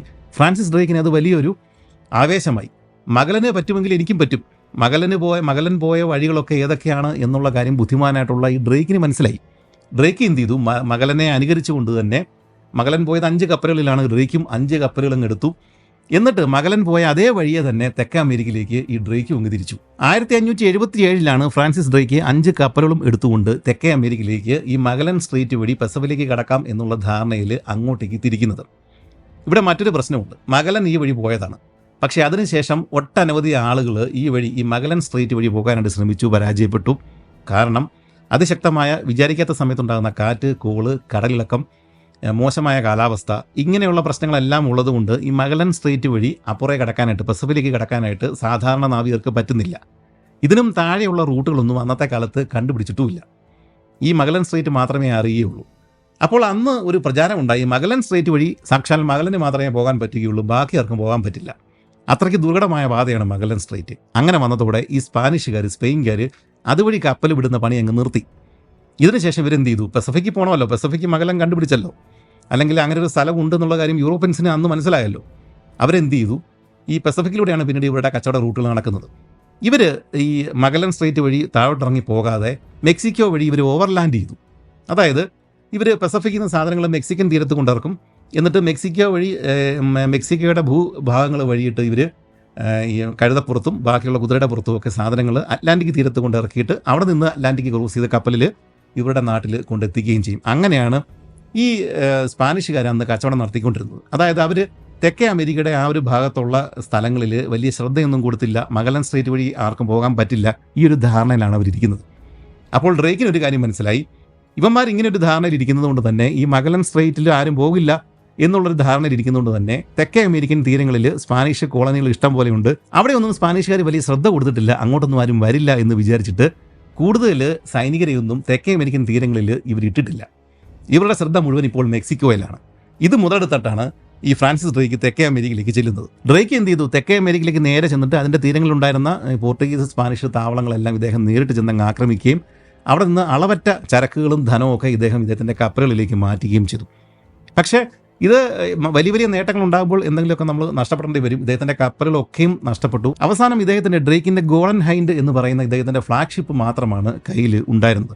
കിട്ടിയ ചരക്കുകൾ മുഴുവൻ ഈ ഫ്ലാഗ്ഷിപ്പിലേക്ക് കയറ്റിയ ശേഷമാണ് ഡ്രേക്ക് പിന്നീടുള്ള യാത്ര തുടർന്നത്. ഈ യാത്രയിൽ ഇദ്ദേഹം ഈ മഗലൻ സ്ട്രേറ്റിന് താഴെ മറ്റൊരു പാസേജ് കൂടി ഉണ്ട് എന്നുള്ള കാര്യം കണ്ടെത്തുകയും മഗലൻ സ്ട്രേറ്റ് വഴി തന്നെ ഇദ്ദേഹം അപ്പുറേ കിടക്കുകയും സിരിയൻ തീരങ്ങൾ വഴി വടക്കോട്ടേക്ക് പോയിട്ട് ഇന്നത്തെ അമേരിക്കയുടെ കാലിഫോർണിയൻ തീരങ്ങളിൽ എത്തുകയും അവിടെ വെച്ചിട്ട് ഇദ്ദേഹത്തിൻ്റെ ഈ കപ്പലായിട്ടുള്ള ഗോൾഡൻ ഹൈൻഡ് അതിൻ്റെ അറ്റകുറ്റപ്പണികൾ തീർക്കുകയും അവിടെ നിന്ന് ഈ മഗലൻ പോയതുപോലെ തന്നെ അതേ വഴിയിലൂടെ തന്നെ ഇദ്ദേഹം പസഫിക് മറികടന്നിട്ട് മഗലൻ എവിടെയാണോ ലക്ഷ്യം വെച്ചത്, എന്നാൽ അദ്ദേഹം ചെന്നെത്തിയില്ല, ആ ലക്ഷ്യത്തിൽ ഫ്രാൻസിസ് ഡ്രേക്ക് മൊളൂക്കാസ് ഐലൻഡിൽ ഇദ്ദേഹം എത്തിച്ചേരുകയും സ്പൈസ് ഐലൻഡ്സ് എന്നറിയപ്പെടുന്ന ആ ഒരു ദ്വീപുകളിൽ ഫ്രാൻസിസ് ഡ്രേക്ക് എത്തിപ്പിടിക്കുകയും അദ്ദേഹത്തിൻ്റെ കയ്യിലുണ്ടായിരുന്ന ചരക്കുകളും കാര്യങ്ങളും അവിടെ കൊടുത്തിട്ട് ഇദ്ദേഹത്തിന് വേണ്ടുന്ന ധാരാളം സ്പൈസസ് അവിടെ നിന്ന് ഈ കപ്പലിലേക്ക് കുത്തി നിറച്ച് കയറ്റിയ ശേഷം വീണ്ടും ഇദ്ദേഹം എന്ത് ചെയ്തു, മഗലിന് ശേഷം എൽക്കാനോ വിക്ടോറിയ എന്ന് പറഞ്ഞ കപ്പൽ കൊണ്ടുപോയ അതേ രീതിയിൽ തന്നെ ഇദ്ദേഹം ഇന്ത്യൻ മഹാസമുദ്രത്തിലൂടെ ഗുഡ് ഹോപ്പ് മുനമ്പ് മറികടന്നിട്ട് അറ്റ്ലാന്റിക്കിൽ പ്രവേശിച്ചിട്ട് ലോകം ഒന്ന് കറക്റ്റായിട്ട് ചുറ്റിയ ശേഷം തിരികെ ഇംഗ്ലണ്ടിൽ എത്തിച്ചേർന്നു. ഇതൊരു റെക്കോർഡാണ്. കാരണം ഫ്രാൻസിസ് ഡ്രേക്ക് തുടങ്ങിയ സ്ഥലത്ത് ഫ്രാൻസിസ് ഡ്രേക്ക് തന്നെ വന്ന് ചേർന്നു. മഗലിന് അത് പറ്റിയിട്ടുണ്ടായിരുന്നില്ല. അദ്ദേഹത്തിൻ്റെ കപ്പൽ മാത്രമാണ് ഇദ്ദേഹം ഇവിടെ എത്തിയത്. പിന്നെ എൽക്കാനയാണ് ശരിക്കും പറഞ്ഞാൽ ചുറ്റി ഇവിടെ എത്തുകയും ചെയ്തത്. എൽക്കാന പക്ഷേ ഈ ഒരു ഫ്ലീറ്റിൻ്റെ ക്യാപ്റ്റൻ ആയിരുന്നില്ല. ഇവിടെ ഫ്രാൻസിസ് ഡ്രേക്ക് മുഴുവനായിട്ടും ഈ ഫ്ലീറ്റിൻ്റെ ക്യാപ്റ്റനായിരുന്നു, ജനറലായിരുന്നു. ഇദ്ദേഹം മുഴുവനായിട്ടും ജീവനോടെ തന്നെ തിരിച്ചിവിടെ എത്തുകയും ചെയ്തു. ശരിക്കും ഒരു കപ്പലിൻ്റെ ക്യാപ്റ്റൻ എന്ന നിലയിലും പൂർണ്ണമായിട്ടും ലോകം ചുറ്റിയ ആദ്യത്തെ ഇംഗ്ലീഷുകാരൻ എന്ന നിലയിലുമൊക്കെ ഫ്രാൻസിസ് ഡ്രേക്ക് പ്രശസ്തനായി. ഇദ്ദേഹത്തിന് ഇംഗ്ലണ്ടിൽ ചെന്ന് കഴിഞ്ഞപ്പോഴേക്കും ഒരു വീരപുരുഷൻ്റെ ഒരു സ്വീകരണമാണ് കിട്ടിയത്. ഇദ്ദേഹത്തിൻ്റെ നൈറ്റ് പദവി രാജ്ഞി കൊടുക്കുകയും ചെയ്തു. ഓർക്കുക, ഡ്രേക്ക് ഈ ഒരു ഹിസ്റ്ററിയിലേക്ക് വരുന്നതിന് മുമ്പ് നമ്മൾ ഈ കപ്പലുകളുടെ ചരിത്രം ഒന്ന് നോക്കിക്കഴിഞ്ഞാൽ അതിനകത്ത് ഫിനീഷ്യൻസ്, അറബ്സ്, പിന്നീട് ഈ പോർട്ടുഗീസുകാർ, സ്പാനിഷുകാർ, ഇവർ മാത്രമേ ഉണ്ടായിരുന്നുള്ളൂ. ഈ ഒരു സ്ഥലത്തേക്കാണ്, ഈ ഒരു ചരിത്രത്തിലേക്കാണ് ഇപ്പോൾ ഇംഗ്ലീഷുകാരനായിട്ടുള്ള ഫ്രാൻസിസ് ഡ്രേക്ക് വന്ന് കയറിയിരിക്കുന്നത്. ഇനി അങ്ങോട്ട് ചരിത്രം നോക്കിക്കഴിഞ്ഞാൽ അറബികൾ അവിടുന്ന് അപ്രത്യക്ഷമാകുന്നത് നമുക്ക് കാണാം, പോർട്ടുഗീസുകാർ മാറുന്നത് കാണാം, സ്പെയിൻകാർ മാറുന്നത് കാണാം, ഇറ്റലിക്കാർ മാറുന്നത് കാണാം. പിന്നീട് ഈ ഇംഗ്ലണ്ട് മാത്രമാണ് ഈ ഒരു ചരിത്രത്തിൽ വന്ന് കയറുന്നത് എന്ന് നമുക്ക് കാണാനായിട്ട് സാധിക്കും. അതായത് ചുരുക്കത്തിൽ ഇംഗ്ലണ്ടുകാർക്ക് ഇപ്പോൾ എന്തൊക്കെ നേട്ടമുണ്ടോ അതിൻ്റെ തുടക്കം ഈ ഫ്രാൻസിസ് ഡ്രേക്കിൻ്റെ ഈ ഒരു ലോകം ചുറ്റിയ ആ ഒരു യാത്രയിൽ നിന്നാണ്. ഇത്തരം സാഹസിക യാത്രകളൊക്കെ അറബികൾക്കും അല്ലെങ്കിൽ കത്തോലിക്ക രാജ്യങ്ങളായിട്ടുള്ള പോർട്ടുഗീസുകാർ, സ്പാനിഷുകാർ, ഇറ്റലിക്കാർ, ഫ്രഞ്ചുകാർ ഇവർക്കൊന്നും മാത്രമല്ല തങ്ങൾക്ക് ഇംഗ്ലീഷുകാർക്കും പ്രൊട്ടസ്റ്റന്റുകാർക്കും പറ്റും എന്ന് കാണിച്ചു കൊടുക്കുകയാണ് ഈ ഡ്രേക്ക് ചെയ്തത്. ഇത് ഇംഗ്ലണ്ടിലെ ചെറുപ്പക്കാർക്കിടയിൽ വലിയൊരു ആവേശമാണ് ഈ ഡ്രേക്ക് ഉണ്ടാക്കി കൊടുത്തത്. 1580 ഡ്രേക്ക് ലോകം ചുറ്റി മടങ്ങി വരുന്നത്. 1586 ഡ്രേക്കിനെ അനുകരിച്ചിട്ട് തോമസ് കാവൻഡിഷ് എന്ന് പറഞ്ഞ മറ്റൊരു ഇംഗ്ലീഷ് യാത്രികൻ ഇതേപോലെ തന്നെ ലോകം ചുറ്റാനായിട്ട് ഇറങ്ങി പുറപ്പെട്ടു. ഡ്രേക്ക് ചെയ്തതുപോലെ തന്നെ പോകുന്ന വഴി ചരക്കുകളും സ്വർണ്ണവും ഒക്കെ ആയിട്ട് പോകുന്ന സ്പാനിഷ്, പോർട്ടുഗീസ് കപ്പലുകളൊക്കെ ആക്രമിക്കുകയും അതിൽ നിന്നുള്ള സാധനങ്ങളൊക്കെ പിടിച്ചെടുക്കുകയും ചെയ്ത ശേഷം ഇദ്ദേഹം മഗലൻ സ്ട്രേറ്റ് വഴി പസഫിക്കിൽ കടക്കുകയും ഫിലിപ്പീൻസിൽ എത്തിച്ചേരുകയും അവിടെ നിന്ന് ചരക്കുകൾ സംഭരിച്ച ശേഷം വീണ്ടും ഇന്ത്യൻ മഹാസമുദ്രത്തിലൂടെ നമ്മുടെ ഗുഡ് ഹോപ്പ് മുനമ്പൊക്കെ ചുറ്റിയിട്ട് ഇംഗ്ലണ്ടിൽ തിരികെ വരികയും ചെയ്തു. ഇത് സംഭവിക്കുന്നത് ഈ സ്പാനിഷ് അർമദ, ആ പറയുന്ന ആ യുദ്ധം, സ്പാനിഷ് അർമദ മുഴുവൻ തകർന്ന് തരിപ്പണമായ ശേഷം ഇംഗ്ലണ്ട് ജയിച്ചു നിൽക്കുന്ന ആ ഒരു സമയം, അതിനുശേഷം 6 ആഴ്ചകൾക്ക് ശേഷമാണ് കാവൻഡിഷ് ലോകം ചുറ്റിട്ട് വീണ്ടും തിരികെ എത്തുന്നത്. ഇത് ഇംഗ്ലീഷുകാർക്ക് ഇരട്ടി മധുരമായി. ഈ സ്പാനിഷ് അർമദ തകർക്കുകയും ചെയ്തു. ഞങ്ങളുടെ മറ്റൊരാളും കൂടി ലോകം ചുറ്റി തിരികെ വന്നിരിക്കുന്നു. ഈ കാവൻഡിഷ് ലോകം ചുറ്റിയിട്ട് തിരികെ വന്നു കഴിഞ്ഞപ്പോഴേക്കും ഇദ്ദേഹത്തിൻ്റെ കപ്പലിൽ ഇവർ കാണാത്ത ഒട്ടനവധി സാധനങ്ങൾ, ധനമൊക്കെ ഉണ്ടായിരുന്നു. പക്ഷെ അക്കൂട്ടത്തിൽ വിചിത്രമായ ഒരു കാര്യം കൂടി ഉണ്ടായിരുന്നു. 2 ആൺകുട്ടികൾ, 20ഉം 17ഉം വയസ്സുള്ള 2 ആൺകുട്ടികൾ ഇദ്ദേഹത്തിൻ്റെ കപ്പലിൽ ഉണ്ടായിരുന്നു. മൂത്തയാളുടെ പേര് ക്രിസ്റ്റഫർ, രണ്ടാമത്തെ ആളുടെ പേര് കോസ്മാസ്. ഈ 2 ആൺകുട്ടികളെയും ഏതോ ഒരു സ്പാനിഷ്, പോർട്ടുഗീസ് കപ്പൽ ആക്രമിച്ച സമയത്താണ് ഈ കാവൻഡിഷിനെ ആ കപ്പലിൽ നിന്ന് ഇവരെ കിട്ടുന്നത്. 2 പേരും ജാപ്പനീസ് കുട്ടികളാണ് എന്ന് പറഞ്ഞിരുന്നല്ലോ. പക്ഷേ ഇവർക്ക് ക്രിസ്ത്യൻ കത്തോലിക്ക പേരാണുള്ളത്. അതിൻ്റെ അർത്ഥം ഈ ജെസ്യൂട്ടുകാർ ജപ്പാനിൽ ചെന്നിട്ട് മതം മാറ്റിയ 2 കത്തോലിക്ക കുട്ടികളാണ് ഇവർ ഏതോ പോർട്ടുഗീസ്, സ്പാനിഷ് കപ്പലുകളിൽ ജോലി എടുക്കുകയായിരുന്നു. ആ കപ്പലാണ് ഈ കാവൻഡിഷ് ആക്രമിച്ചത്. ആ സമയത്താണ് ഈ 2 കുട്ടികളെ കിട്ടുകയും ഇവരുടെ പ്രത്യേക രീതിയിലുള്ള മുഖഭാവം, ഇവരുടെ ആ ഒരു വേഷവിധാനമൊക്കെ കണ്ടു കഴിഞ്ഞപ്പോഴേക്കും ജപ്പാനെക്കുറിച്ച് ഇദ്ദേഹം അറിയുകയും അത് കൂടുതൽ അറിയാൻ വേണ്ടിയിട്ട് ഈ കുട്ടികളെ ഈ കാവൻഡിഷ് ഇദ്ദേഹത്തിൻ്റെ കപ്പലിലേക്ക് മാറ്റുകയും അങ്ങനെ ഈ കുട്ടികൾ ഇംഗ്ലണ്ടിൽ വന്ന് ഇറങ്ങുകയും ചെയ്തത്. അതായത് ഇംഗ്ലണ്ട് കാണുന്ന ആദ്യത്തെ ജാപ്പനീസ് ആളുകളാണ്, ജപ്പാൻ പൗരന്മാരാണ്, അല്ലെങ്കിൽ ആ വംശത്തിലുള്ള ആളുകളാണ് ഈ 2 കുട്ടികൾ എന്ന് വേണമെങ്കിൽ നമുക്ക് പറയാം. ഈ കുട്ടികളുടെ പ്രത്യേകത, ജെസ്യൂട്ട് പുരോഹിതന്മാരാണ് ഇവരെ മാറ്റിയത്. അതുകൊണ്ട് ഇവർക്ക് പോർട്ടുഗീസ് അറിയാം, സ്പാനിഷ് കുറച്ച് വർത്താനം പറയും. ഇവരെ കിട്ടിയ ശേഷം വീണ്ടും 1 വർഷം കഴിഞ്ഞിട്ടാണ് കടലിൽ കറങ്ങി നടന്ന ശേഷമാണ് കാവൻഡിഷ് ഇംഗ്ലണ്ടിൽ എത്തിച്ചേരുന്നത്. അതുകൊണ്ട് ആ 1 വർഷത്തിനുള്ളിൽ ഇവർ ഇംഗ്ലീഷ് പഠിക്കുകയും ചെയ്തു. അങ്ങനെ വന്നു കഴിഞ്ഞപ്പോഴേക്കും ഈ ജപ്പാനെക്കുറിച്ച് കൂടുതൽ വിവരങ്ങൾ ഈ കുട്ടികൾ വഴി ഇംഗ്ലണ്ടിൽ ആളുകൾക്ക് മനസ്സിലായി. 3 വർഷങ്ങൾ ഈ കുട്ടികൾ ഇംഗ്ലണ്ടിലുണ്ടായിരുന്നു. ഇതിനുശേഷം കാവൻഡിഷ് വീണ്ടും ഒരു അറ്റ്ലാന്റിക് യാത്രയ്ക്ക് പുറപ്പെട്ടു. ആ സമയത്ത് ഇദ്ദേഹം വീണ്ടും ഈ കുട്ടികളെ കൂടെ കൂട്ടി. പക്ഷേ ആ യാത്രയിൽ ആ കപ്പലുകളും കാവൻഡിഷും കുട്ടികളും ഒരിക്കലും തിരികെ വന്നില്ല. നമ്മുടെ വില്യം ആഡംസ് ജപ്പാനെക്കുറിച്ച് കൂടുതൽ കേട്ടത് ഒരു പക്ഷേ ഈ കുട്ടികളുടെ കഥയിൽ നിന്നാവണം. അതുമാത്രമല്ല, തോമസ് കാവൻഡിഷ് ലോകം ചുറ്റിയ ആ യാത്രയിൽ ഈ വില്യം ആഡംസിന്റെ ഒരു ഉറ്റ സുഹൃത്തു കൂടി ആ കപ്പലിൽ ഉണ്ടായിരുന്നു. തിമോത്തി ഷോട്ടൺ എന്നാണ് ആ സുഹൃത്തിന്റെ പേര്. ഈ സുഹൃത്തിന്റെ കയ്യിൽ നിന്നും ജപ്പാനെക്കുറിച്ചുള്ള കൂടുതൽ വിവരങ്ങൾ വില്യം ആഡംസിന് ലഭിച്ചിട്ടുണ്ടായിരുന്നു എന്ന് വേണം കരുതാൻ. അങ്ങനെയാവണം ജപ്പാനിലേക്ക് പോകുന്ന അല്ലെങ്കിൽ ഈസ്റ്റ് ഇൻഡീസിലേക്ക് പോകുന്ന ഏതെങ്കിലും ഒരു കപ്പലിൽ കയറണം എന്നുള്ള ആഗ്രഹം വില്യം ആഡംസിന് ഉണ്ടാവുന്നത്. പക്ഷേ ഈ തോമസ് കാവൻഡിഷിന് ശേഷം പിന്നീട് ആരും ഈ മഗലൻ സ്ട്രീറ്റ് വഴി പോകാനായിട്ടോ അല്ലെങ്കിൽ ആ ഒരു ഉദ്യമത്തിന് തയ്യാറായില്ല. കാരണം 5 കപ്പൽ പോയി കഴിഞ്ഞാൽ ഒരു കപ്പലും പിന്നെ 10 പേരും 15 പേരും ഒക്കെ എല്ലാ യാത്രയിലും തിരിച്ചു വന്നിരിക്കുന്നത്. ഇത്രയും വലിയ നഷ്ടമൊന്നും താങ്ങാനുള്ള ശേഷി അന്നത്തെ ഇംഗ്ലണ്ടിൽ ഇല്ല. അതുകൊണ്ട് തന്നെ ഈ കാവൻഡിഷ് പോയി വന്ന ശേഷം കൂടുതൽ ഇംഗ്ലീഷുകാർ ഈ ഒരു ഉദ്യമത്തിന് തയ്യാറായില്ല. പക്ഷേ ഈ ഒരു സ്ഥലത്തേക്കാണ്, ഈ ഒരു സമയത്താണ്, ഈ ഒരു ഗ്യാപ്പിലേക്കാണ് ഡച്ചുകാർ വന്നെത്തുന്നത്. അവരുടെ അന്ന് കുറച്ച് കാശൊക്കെ ഉണ്ട്, കുറച്ച് കപ്പലുകളും കാര്യങ്ങളൊക്കെ ഉണ്ട്.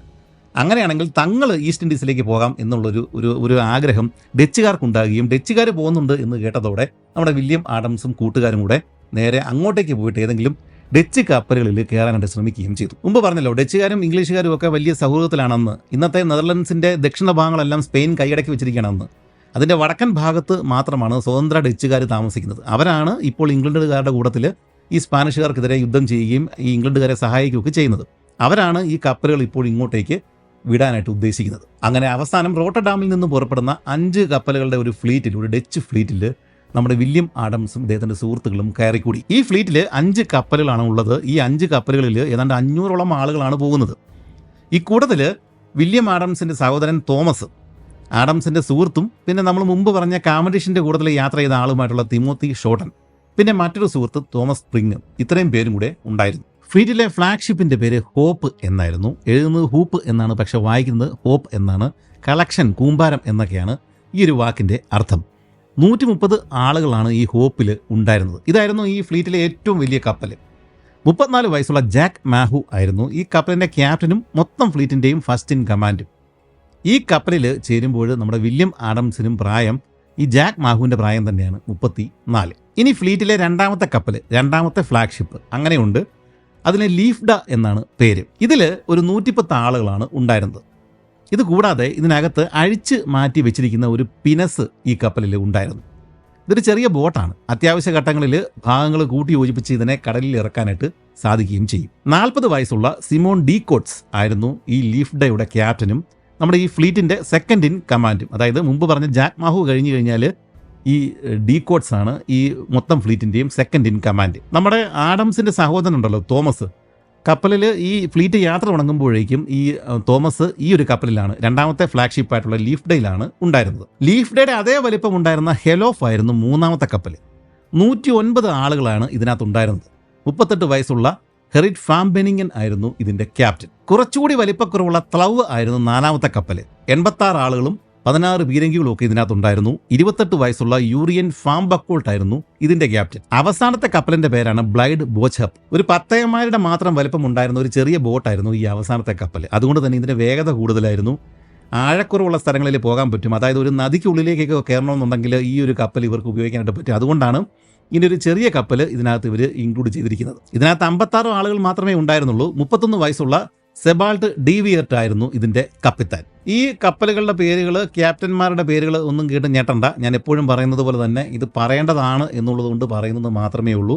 ഇതിൽ 1-2 ആളുകളുടെ പേരുകൾ നമ്മൾ വീണ്ടും പറയും. അപ്പോൾ നിങ്ങൾക്ക് കാര്യം മനസ്സിലാകുകയും ചെയ്യും. പക്ഷേ ഈ ഫ്ലീറ്റിന് ഒരു കുഴപ്പമുണ്ടായിരുന്നു. ഇതിനകത്തെ കപ്പലുകളൊക്കെ അത്യാവശ്യം പഴക്കമുള്ള കപ്പലുകളാണ്. ഇതിൻ്റെ ഉടമസ്ഥന്മാർ ഡച്ചുകാരായിട്ടുള്ള ആളുകൾ സെക്കൻഡ് ഹാൻഡ് മേടിച്ച കപ്പലുകളാണ് ഇതെല്ലാം. അവർ അത് അറ്റകുറ്റപ്പണികളൊക്കെ കറക്റ്റായിട്ട് ചെയ്യാതെയാണ് ഈ ഒരു 5 കപ്പലുകളെ തയ്യാറാക്കിയിട്ട് ഈ ഫ്ലീറ്റ് റെഡിയാക്കിയിട്ട് ഈ ഒരു യാത്രയ്ക്ക് വിടുന്നത്. ഇതൊരു പക്ഷേ വില്യം ആഡംസിനും കൂട്ടുകാർക്കും ഇദ്ദേഹത്തിൻ്റെ സഹോദരൻ തോമസിനും ഒക്കെ അറിയാവുന്ന കാര്യങ്ങളായിരിക്കണം. പക്ഷേ ഈ പോകാനുള്ള ആഗ്രഹത്തിൽ ആയിരിക്കണം ഇവർ ഈ ഒരു ഫ്ലീറ്റിൽ കടന്ന് കൂടിയിട്ടുണ്ടാവുക. ആഫ്രിക്കയെ ചുറ്റിയിട്ട് ഇന്ത്യൻ മഹാസമുദ്രത്തിൽ വന്നെത്തിയിട്ട് ഈസ്റ്റ് ഇൻഡീസിൽ പോയിട്ട് അവിടെയുള്ള ഇന്നത്തെ ഇന്തോനേഷ്യ, മലേഷ്യ, ഫിലിപ്പീൻസ് അങ്ങനെയുള്ള സ്ഥലങ്ങളിൽ പോയിട്ട് കച്ചവടം നടത്തിയിട്ട് തിരിച്ചു വരാൻ വേണ്ടിയിട്ട് പോകുന്ന 5 കപ്പലുകളുടെ ഒരു ഫ്ലീറ്റ് എന്നാണ് ഇതിൻ്റെ ഉടമസ്ഥന്മാർ പുറത്ത് പറഞ്ഞിരുന്നത്. പക്ഷേ സത്യത്തിൽ ഈ ഒരു ഫ്ലീറ്റിൻ്റെ ഉദ്ദേശം അതൊന്നും ആയിരുന്നില്ല. കപ്പിത്താന്മാർക്കല്ലാതെ ഈ ഫ്ലീറ്റിൻ്റെ യഥാർത്ഥ ലക്ഷ്യം മറ്റാർക്കും അറിയാൻ പാടില്ലായിരുന്നു. ഫ്ലീറ്റിൻ്റെ യഥാർത്ഥ ലക്ഷ്യം എന്ന് പറഞ്ഞാൽ ഫ്രാൻസിസ് ഡ്രേക്ക് എന്താണോ ചെയ്തത് അത് തന്നെ. അതായത് അറ്റ്ലാന്റിക്കിലേക്ക് പോവുക, തെക്കേ അമേരിക്കൻ തീരങ്ങളിലേക്ക് ചെല്ലുക, സ്പാനിഷ് പോർട്ടുഗീസ് താവളങ്ങൾ തകർക്കുക, ധനം കൈക്കലാക്കുക, മഗലൻ സ്ട്രേറ്റ് വഴി പസഫിലേക്ക് കടക്കുക, അവിടെ ചിലിയൻ പെറുവിയൻ തീരങ്ങളിൽ സ്പാനിഷ് കോട്ടകളുണ്ട്, അവിടെയും പോയി അതെല്ലാം ആക്രമിക്കുക, അവിടെ നിന്ന് കഴിയുന്നത്ര സാധനങ്ങൾ പിടിച്ച് കയറ്റുക, അതിനുശേഷം പസഫിക്ക് മറികടക്കുക, ജപ്പാനിൽ ചെല്ലുക, അവിടെ കുറച്ച് കച്ചവടമൊക്കെ നടത്തുക, അതിനുശേഷം തിരികെ ഒന്നുകിൽ തിരിച്ച് അസൗകര്യം പോലെ ഒന്നുകിൽ തിരിച്ച് പസഫിക് വഴി തന്നെ തിരിച്ച് വരിക, അല്ലെങ്കിൽ ഈ ഇന്ത്യൻ മഹാസമുദ്രം ചുറ്റിയിട്ട് ഡ്രേക്ക് ചെയ്തതുപോലെ തന്നെ ഒന്ന് ലോകം ചുറ്റി ഗുഡ് ഹോപ്പ് മുനമ്പ് ചുറ്റിയിട്ട് അറ്റ്ലാന്റിക്കിൽ കടന്നിട്ട് തിരികെ വരിക. ഇതായിരുന്നു ഈ ഫ്ലീറ്റിൻ്റെ ശരിക്കുള്ള ഉദ്ദേശം. അതായത് ഇതൊരു കച്ചവട കപ്പലുകൾ മാത്രമായിരുന്നില്ല. ആളുകളോട് പുറത്ത് പറയുന്നത് പോലെ ഈസ്റ്റ് ഇൻഡീസിലേക്ക് ഇന്ത്യൻ മഹാസമുദ്രം വഴി പോകുന്ന കപ്പലുകളും അല്ല, ഡ്രേക്കിൻ്റെ പാത പിന്തുടർന്ന് പോകുന്ന കപ്പലുകളാണ്. അതുമാത്രവുമല്ല, ഈ കപ്പലുകളിലെ പകുതി ആളുകളും നാവികരല്ല, സൈനികരാണ്. കാരണം ഈ പോകുന്ന വഴിയെല്ലാം പോർട്ടുഗീസ് സ്പാനിഷ് താവളങ്ങൾ, കപ്പലുകൾ ഇവർക്ക് ആക്രമിക്കേണ്ടതാണ്. അതുകൊണ്ട് തന്നെ സൈനികരാണ് ഈ നാവികരായിട്ട് വേഷം മാറിയിട്ട് ഈ കപ്പലുകളിൽ ഉള്ളത്. അതായത് 500 പേരിൽ 300 പേരും സൈനികരാണ്. ഇത് കൂടുതലുള്ള ബാക്കി 200 നാവികർക്കും വലിയ പിടുത്തമൊന്നുമില്ല. ഇവർ വേഷം മാറിയിട്ടാണ് ഈ സൈനികരൊക്കെ ഇതിനകത്തുള്ളത്. പക്ഷേ ഈ കപ്പലുകൾ നിറയെ എല്ലാ കപ്പലുകളിലും അത്യാവശ്യം പീരങ്കികളും തോക്കുകളും വെടിമരുന്നും ഒക്കെ നിറച്ചിട്ടുണ്ട്. ഇത്രയും സാധനങ്ങൾ, അതായത് ശരിക്കും പറഞ്ഞാൽ ഇത് ഒരു അറ്റാക്ക് ചെയ്യാൻ പറ്റുന്ന അല്ലെങ്കിൽ യുദ്ധ കപ്പലുകളാണ്. പക്ഷേ കച്ചവട കപ്പലുകളാണ് എന്നുള്ള പേരിലാണ്, ആ ഒരു മറവിലാണ് ഈ 5 കപ്പലുകളുടെ ഡച്ച് ഫ്ലീറ്റ് ഇപ്പോഴും ഇവിടെ നിന്ന് പുറപ്പെടുന്നത്. വില്യം ആഡംസ് അദ്ദേഹം ഭാര്യയ്ക്ക് എഴുതിയ കത്തുകളും അങ്ങനെയുള്ള കാര്യങ്ങളൊക്കെ കണ്ടെടുത്തിട്ടുണ്ട്. ഇതിൽ നിന്നൊക്കെ നമുക്ക് മനസ്സിലാക്കാൻ സാധിക്കുന്നത് വില്യം ആഡംസിനും സഹോദരനും അദ്ദേഹത്തിൻ്റെ 2 സുഹൃത്തുക്കളും, ഈ 4 പേർക്കും ഈ കപ്പലുകളുടെ യഥാർത്ഥ ഉദ്ദേശമൊക്കെ നേരത്തെ അറിയാമായിരുന്നു എന്നാണ്. കാരണം ഈ ബാർബറി കോസ്റ്റിലൊക്കെ പോയിട്ട് യുദ്ധം ചെയ്ത ആളാണല്ലോ വില്യം ആഡംസ്. അപ്പോൾ ഒരു കപ്പൽ റെഡിയാക്കുന്നത് കാണുമ്പോൾ തന്നെ, അതിലേക്ക് കയറ്റുന്ന സാധനങ്ങൾ കാണുമ്പോൾ തന്നെ ഈ വില്യം ആഡംസിനും കൂട്ടുകാർക്കും കാര്യം മനസ്സിലായിട്ടുണ്ടാവണം. പക്ഷേ ജോലി വേണ്ടതാണ്. അതുകൊണ്ട് അവരിതിനെക്കുറിച്ച് കൂടുതൽ ചിന്തിച്ചില്ല, അല്ലെങ്കിൽ അതിനെക്കുറിച്ച് കൂടുതൽ ഇവർക്ക് ആശങ്കപ്പെടേണ്ട ആവശ്യമൊന്നും ഉണ്ടായിരുന്നില്ല. അറിഞ്ഞുകൊണ്ട് തന്നെയാണ് വില്യം ആഡംസും സഹോദരനും 2 കൂട്ടുകാരും ഈ ഒരു ഡച്ച് ഫ്ലീറ്റിലേക്ക് കയറിയിരിക്കുന്നത് എന്ന് വേണം കരുതാൻ. ഈ ഫ്ലീറ്റിൻ്റെ ഡച്ച് ഉടമസ്ഥന്മാർ ഇതിൻ്റെ യഥാർത്ഥ ലക്ഷ്യം ജനങ്ങളിൽ നിന്നും മറ്റുള്ള ആളുകളിൽ നിന്നും മറച്ചു വെക്കാനുള്ള കാരണം, അന്നത്തെ കാലത്ത് ഈ ഒരു ഡച്ച് ഭാഗങ്ങളിൽ ഇവർ താമസിക്കുന്ന റോട്ടർഡാം ഭാഗങ്ങളിലൊക്കെ സ്പാനിഷ് ചാരന്മാർ കണ്ടമാനമുണ്ട്. ഇവർ മണത്തറിഞ്ഞു കഴിഞ്ഞാൽ ഈ ഫ്ലീറ്റ് പോകുന്ന വഴിയിൽ സ്പാനിഷ് ആക്രമണം ഉണ്ടാകാൻ സാധ്യതയുണ്ട്. അത് ഒഴിവാക്കാനായിട്ടായിരിക്കണം റൂട്ട് മാറ്റി പറഞ്ഞത് എന്നാണ് ഇപ്പോൾ നമ്മൾ കരുതുന്നത്. അങ്ങനെ 1598 ജൂൺ 27 ഡച്ച് ഫ്ലീറ്റ് റോട്ടർഡാമിൽ നിന്നും യാത്ര തിരിച്ചു. ആഗസ്റ്റ് 10 പോർട്ടുഗലിൻ്റെ തെക്കൻ തീരങ്ങളിൽ എത്തിയതോടെ ഡച്ച് ഫ്ലീറ്റ് അതിൻ്റെ ശരിക്കുള്ള സ്വഭാവം കാണിച്ചു തുടങ്ങി. കടലിൽ അവർ കണ്ട 4 കപ്പലുകൾ ആക്രമിച്ച് കീഴടക്കി. സ്പാനിഷ് കപ്പലുകളാണ് എന്ന് തെറ്റിദ്ധരിച്ചിട്ടാണ് ആക്രമിച്ചതെങ്കിലും അത് പിടിച്ചെടുത്ത് കഴിഞ്ഞപ്പോഴാണ് അത് ഇംഗ്ലീഷ് കപ്പലുകളാണ് എന്നുള്ള കാര്യം അവർക്ക് മനസ്സിലായത്. രാത്രിയിലാണ് ഈ ആക്രമണം നടന്നത്, അതുകൊണ്ടാവണം അവർക്ക് തെറ്റിപ്പോയത്. നമ്മുടെ ഈ ഡച്ച് ഫ്ലീറ്റിൻ്റെ കമാൻഡറുടെ പേര് ജാക്ക് മാഹു എന്നാണ്. ഈ ജാക്ക് മാഹു എന്ത് ചെയ്തു, ഈ പിടിച്ചെടുത്ത ആ ഫ്ലീറ്റിലെ ആ 4 കപ്പലുകളുടെ തലവനായിട്ടുള്ള ഇംഗ്ലീഷ് ക്യാപ്റ്റനോട് മാപ്പ് പറഞ്ഞിട്ട് അവരെ വെറുതെ വിട്ടു. പക്ഷേ അവരുടെ കൂട്ടത്തിൽ കുറച്ച് എക്സ്പീരിയൻസ്ഡ് ആയിട്ടുള്ള നാവികരുണ്ടായിരുന്നു. ആ നാവികരെ ഇദ്ദേഹം എന്ത് ചെയ്തു, ഇവരുടെ ഈ ഒരു കൂട്ടത്തിലേക്ക് ചേർക്കുകയും ചെയ്തു. ഈ ഒരു സംഭവം നടന്നതോടെ ഇതിനകത്തുണ്ടായിരുന്ന നാവികർക്ക് ഇടയിൽ സംശയങ്ങളൊക്കെ ഉണ്ടാകാൻ തുടങ്ങി. കാരണം ഇത് ശരിക്കുള്ളൊരു കച്ചവട കപ്പലൊന്നുമല്ല, കച്ചവട കപ്പലാണെങ്കിൽ ഇങ്ങനെ ആക്രമിക്കേണ്ട ആവശ്യമൊന്നുമില്ലല്ലോ. പക്ഷേ ഇതിന് ശേഷമാണ് മറ്റൊരു സംഭവം നടന്നത്. ഈ സംഭവത്തിലൂടെ ഈ ഡച്ച് ഫ്ലീറ്റിലുണ്ടായിരുന്ന പൈലറ്റുമാർ അവരുടെ കഴിവുകേടുകൾ, ഡച്ചുകാരുടെ കയ്യിലുണ്ടായിരുന്ന മാപ്പുകളുടെ പോരായ്മകൾ, ഇതെല്ലാം വെളിപ്പെട്ട ഒരു സംഭവമാണ് ഇതിന് ശേഷം നടന്നത്. തെക്കേ അമേരിക്കയുടെ ഏറ്റവും അടുത്ത് കിടക്കുന്ന ആഫ്രിക്കൻ ഭൂവിഭാഗമാണ് ഗിനി. ഇവിടെ എത്തിയ ശേഷം അറ്റ്ലാന്റിക് മറികടക്കാം എന്നാണ് നമ്മുടെ ഈ ഫ്ലീറ്റിൻ്റെ ക്യാപ്റ്റൻ കമാൻഡറായിട്ടുള്ള ജാക്ക് മാഹു കരുതുന്നത്. എന്നാൽ അതിനു മുമ്പ് പടിഞ്ഞാറേ ആഫ്രിക്കൻ തീരമായിട്ടുള്ള ബാർബറി കോസ്റ്റിൽ, അതായത് ഇന്നത്തെ മൊറോക്കൻ തീരങ്ങളിൽ എത്തിയപ്പോഴാണ് ഈ പറഞ്ഞ സംഭവം നടക്കുന്നത്. പൈലറ്റുകളുടെ കണക്ക് കൂട്ടലുകൾക്ക് വിപരീതമായിട്ട് കപ്പലുകൾ തീരത്തോട് കൂടുതൽ അടുക്കുകയും ആഴം കുറഞ്ഞ സ്ഥലത്ത് എത്തിപ്പിടുകയും ചെയ്തു. 12 ഫാത്തംസ്, അതായത് 22 മീറ്റർ ആഴമായിരുന്നു ഇവരെ അളന്ന സമയത്തുണ്ടായിരുന്നു. ചുറ്റും പവിഴപ്പുറ്റുകളും അതിശക്തമായ കാറ്റും ഉള്ളതിനാൽ നങ്കൂരമിടാൻ തന്നെ ഇവർ തീരുമാനിച്ചു. അല്ലെങ്കിൽ കപ്പലുകൾ പാറകളിൽ തട്ടി തകരാൻ സാധ്യതയുണ്ട്. എന്നാൽ ആഴം 12 നിന്നും 5 ഫാത്തംസ് ആയിട്ട് കുറഞ്ഞതോടെ ആളുകൾ ഭയന്നു.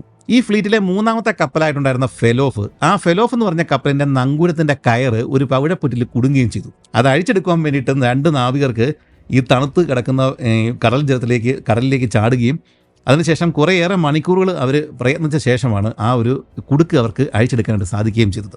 ആഡംസ് പൈലറ്റായിട്ടുണ്ടായിരുന്ന ഹോപ്പ് എന്ന് പറഞ്ഞ ഇതിൻ്റെ ഈ ഫ്ലാഗ്ഷിപ്പ്, ഈ ഒരു ഫ്ലീറ്റിൻ്റെ ഫ്ലാഗ്ഷിപ്പായിട്ടുള്ള ആ കപ്പൽ മാത്രമാണ് ഈ കുടുക്കിൽ കയറാതെ രക്ഷപ്പെട്ടത്. ഇതിനു മുമ്പ് ബാർബറി കമ്പനിയിൽ ജോലി ചെയ്തുകൊണ്ടിരുന്നപ്പോഴേക്കും മൊറോക്കൻ തീരങ്ങളിൽ വന്ന് പരിചയം നമ്മുടെ ഈ വില്യം ആഡംസിനുണ്ട്. അതുകൊണ്ടാവണം ആഡംസിന് ഇത് മുൻകൂട്ടി കാണാനായിട്ട് സാധിക്കുകയും ഈ ഫ്ലാഗ്ഷിപ്പായിട്ടുള്ള ഹോപ്പ് ഇതിൽ നിന്ന് രക്ഷപ്പെടുകയും ചെയ്തത്. എന്താണെങ്കിലും ആഡംസിൻ്റെ സഹായത്തോടെ മറ്റ് കപ്പലുകളും ഒരു വിധത്തിൽ ആഴം കുറഞ്ഞ പവിഴപ്പുറ്റുകൾ നിറഞ്ഞ ആ ഒരു ഭാഗത്തു നിന്നും ഒരു വിധത്തിൽ രക്ഷപ്പെട്ടു. എന്തുകൊണ്ടാണ് ഈ ഡച്ച് ഫ്ലീറ്റിലെ 5 കപ്പലുകളിലും ഉണ്ടായിരുന്ന പൈലറ്റുമാർക്ക് നാവിഗേറ്റേഴ്സിന് ഇങ്ങനെ ഒരു അബദ്ധം പറ്റിയത്? ഇവരുടെ കയ്യിൽ മാപ്പുകളുണ്ട്. ഈ നാവിഗേറ്റേഴ്സൊക്കെ വേറെ കപ്പലുകളിൽ പലപ്പോഴായിട്ട് ജോലി ചെയ്തുകൊണ്ടിരുന്ന ആളുകളാണ്. എന്നിട്ടും ഇവർക്ക് അബദ്ധം പറ്റിയിട്ടാണ് ഇവർ ഈ ബാർബറി കോസ്റ്റിൽ മൊറോക്കൻ തീരങ്ങളിൽ ആഴക്കുറവുള്ള സ്ഥലങ്ങളിൽ വന്ന് എത്തുകയും ഭാഗ്യം കൊണ്ട് നമ്മുടെ വില്യം ആഡംസിൻ്റെ കഴിവ് വെച്ചിട്ട് അവിടെ നിന്ന് രക്ഷപ്പെടുകയും ചെയ്തത്. ഇത് എന്തുകൊണ്ട് സംഭവിച്ചതാണ്? ഭൂമധ്യരേഖയ്ക്ക് വടക്കുള്ള സ്ഥലങ്ങളിൽ പൊളാരിസ് എന്ന് പറഞ്ഞ ധ്രുവ നക്ഷത്രം, ഇതിനെ അടിസ്ഥാനപ്പെടുത്തിയിട്ടാണ് പൈലറ്റുമാർ അക്കാലങ്ങളിൽ ഈ കപ്പലുകളുടെ സ്ഥാനനിർണ്ണയം നടത്തിയിരുന്നത്. നല്ല തിളക്കമുള്ള പൊളാരിസിനെ രാത്രിയിൽ കാണുക എളുപ്പമാണ്. ഉത്തരധ്രുവത്തിന് തൊട്ടു മുകളിൽ 1 ഡിഗ്രി മാത്രം വ്യത്യാസത്തിലാണ് ഈ പൊളാരിസ് സ്ഥിതി ചെയ്യുന്നത്. ഇങ്ങനെ ദിശ അറിയുവാനായിട്ട് നാവികർ ഉപയോഗപ്പെടുത്തിയിരുന്ന ഉത്തരധ്രുവത്തിന് മുകളിൽ കാണപ്പെടുന്ന നക്ഷത്രത്തെ പൊതുവെ പോൾ സ്റ്റാർ അല്ലെങ്കിൽ ധ്രുവ നക്ഷത്രം എന്നൊക്കെയുള്ള പേരിലാണ് നമ്മൾ വിളിക്കുന്നത്. എന്നാൽ ഇത് സ്ഥിരമായിട്ട് ഒരു നക്ഷത്രം തന്നെ ആവണം എന്ന് നിർബന്ധമില്ല. BC 4000 കാലഘട്ടം നോക്കിക്കഴിഞ്ഞാൽ തുബാൻ എന്ന് പറഞ്ഞൊരു നക്ഷത്രമായിരുന്നു ധ്രുവത്തോട് കൂടുതൽ അടുത്ത് നിന്നിരുന്നത്. അതായത് ഇന്ന് പൊളാരിസ് ആണ് ധ്രുവ നക്ഷത്രത്തിന്റെ സ്ഥാനത്തെങ്കിൽ പിരമിഡുകൾ പണിയുന്ന സമയത്ത് തുബാൻ എന്ന് പറഞ്ഞ മറ്റൊരു നക്ഷത്രമായിരുന്നു ഈ ധ്രുവ നക്ഷത്രത്തിന്റെ സ്ഥാനത്ത് ഉണ്ടായിരുന്നത്. പിന്നീട് BC 1700 മുതൽ കൊക്യാബ് എന്ന് പറഞ്ഞ നക്ഷത്രമായിരുന്നു ധ്രുവത്തോട് കൂടുതൽ അടുത്തുണ്ടായിരുന്നത്. ഫിനീഷ്യൻസ് ഈ നക്ഷത്രമാണ് ദിശാനിർണ്ണയത്തിന് പ്രയോജനപ്പെടുത്തിയിരുന്നത്. എന്നാൽ അത് കൃത്യം ധ്രുവത്തിന് മുകളിലായിരുന്നില്ല. BC 320 ഗ്രീക്ക് യാത്രികനായിട്ടുണ്ടായിരുന്ന പിത്തിയസ് അദ്ദേഹം പറഞ്ഞത്, അദ്ദേഹം നോക്കിക്കഴിഞ്ഞപ്പോഴേക്കും ഉത്തര ധ്രുവത്തിനടുത്ത് പ്രഭയുള്ള നക്ഷത്രങ്ങൾ ഒന്നും തന്നെയും കണ്ടില്ല എന്നാണ്. അതായത് ഇപ്പം പറഞ്ഞ കൊക്യാബ് ധ്രുവത്തിൽ നിന്ന് അകലുകയും നമ്മൾ ഇപ്പോഴും കണ്ടുകൊണ്ടിരിക്കുന്ന പൊളാരിസ് അടുത്ത് വരികയും ചെയ്തിരുന്ന ഒരു സമയമാണ്. ആ സമയത്ത് ധ്രുവത്തിന് മുകളിൽ നക്ഷത്രങ്ങളൊന്നും തന്നെയും പ്രഭയുള്ള നക്ഷത്രങ്ങളൊന്നും തന്നെയും ഉണ്ടായിരുന്നില്ല പിത്തിയസിന്റെ കാലത്ത്. അതുകൊണ്ടാണ് റോമൻസ് ഈ 2 നക്ഷത്രങ്ങൾക്കിടയിലുള്ള പോയിന്റ് ദിശാനിർണ്ണയത്തിനായിട്ട് ഉപയോഗപ്പെടുത്തിയിരുന്നത്. അറബ് സഞ്ചാരികളും ഇത് തന്നെയാണ് ചെയ്തിരുന്നത്. എന്നാൽ പിന്നീട് പൊളാരിസ് കൂടുതൽ അടുത്ത് വരികയും ഇപ്പോഴത്തെ ധ്രുവ നക്ഷത്രമായിട്ട് മാറുകയും ചെയ്തു. ഭൂമിയുടെ ആക്സിയൽ പ്രിസിഷൻ അതുകൊണ്ടാണ് ഇത്തരം ഒരു മാറ്റം സംഭവിക്കുന്നത്. നമ്മൾ പമ്പരം ഇട്ട് കറക്കുമ്പോഴേക്കും നമുക്കിത് കാണാനായിട്ട് പറ്റും. പമ്പരം സ്വയം കിടന്ന് കറങ്ങുന്ന കൂട്ടത്തിൽ ചെറുതായിട്ട് അതിൻ്റെ ആക്സിസ് കിടന്ന് കറങ്ങുന്നത് കാണാം. അത്തരം ഒരു വട്ടം നമ്മുടെ ഈ എർത്തിൻ്റെ ആക്സിസും ഈ ആകാശത്ത് വരയ്ക്കുന്നുണ്ട്. അതുകൊണ്ടാണ് ഈ ഒരു വ്യത്യാസം ഉണ്ടാവുന്നത്. അപ്പോൾ ഇങ്ങനെ ഓരോ കാലഘട്ടങ്ങളിലും ഈ പറയുന്ന ധ്രുവ നക്ഷത്രത്തിൻ്റെ പൊസിഷൻസ് വേറെ നക്ഷത്രങ്ങൾ ഇങ്ങനെ ആ സ്ഥലത്തേക്ക് വന്നുകൊണ്ടേയിരിക്കും. അങ്ങനെയാണെങ്കിൽ ഇനി വരാൻ പോകുന്ന പൊളാരിസിന് ശേഷം ഏത് നക്ഷത്രമാണ് ധ്രുവ നക്ഷത്രമായിട്ട് വരാൻ പോകുന്നത് എന്നൊന്ന് നിങ്ങൾ സെർച്ച് ചെയ്ത് കണ്ടുപിടിക്കുക. നമ്മുടെ ഈ ഡച്ച് ഫ്ലീറ്റിലെ പൈലറ്റ്സ് ഇങ്ങനെ പൊളാരിസിനെ നോക്കി തന്നെയാണ് ഈ ദിശാനിർണ്ണയമൊക്കെ രാത്രി കാലങ്ങളിൽ നടത്തുന്നത്. പക്ഷേ ഇത് ഉത്തര ഭാഗങ്ങളിൽ, അതായത് ഭൂമധ്യരേഖയ്ക്ക് വടക്കുള്ള ഭാഗങ്ങളിൽ മാത്രമാണ് ഇത് കാണാൻ പറ്റുക. ഭൂമധ്യരേഖയ്ക്ക് തെക്കോട്ടേക്ക് ഇറങ്ങിക്കഴിഞ്ഞു കഴിഞ്ഞാൽ ഇവർക്ക് ഈ ധ്രുവ നക്ഷത്രം കാണാൻ പറ്റില്ല രാത്രിയിൽ. അങ്ങനെ വന്നു കഴിയുമ്പോഴേക്കും പകല് നമ്മുടെ സാക്ഷാൽ സൂര്യനെ തന്നെ നോക്കി വേണം ഇവർക്ക് ദിശാനിർണ്ണയമൊക്കെ നടത്താൻ വേണ്ടിയിട്ട്. ഇത് വലിയ പ്രയാസമുള്ളൊരു കാര്യമാണ്. നട്ടുച്ചയ്ക്കൊക്കെയാണ് ഇവരിത് ചെയ്യുന്നത്. അത് നട്ടുച്ചയ്ക്ക് സൂര്യനെ നേരെ നോക്കിയിട്ട് ദിശാനിർണ്ണയം നടത്തുക, അതും എല്ലാ ദിവസവും 2-3 തവണയൊക്കെ ഇവർ ചെയ്യാറുണ്ട്. അങ്ങനെ ചെയ്ത് കഴിയുമ്പോഴേക്കും കുറേ കാലം കഴിയുമ്പോഴേക്കും ഈ പൈലറ്റ്സുമാരുടെ കണ്ണുകളുടെ കാഴ്ചശക്തി കുറയാനുള്ള സാധ്യതയുണ്ട്.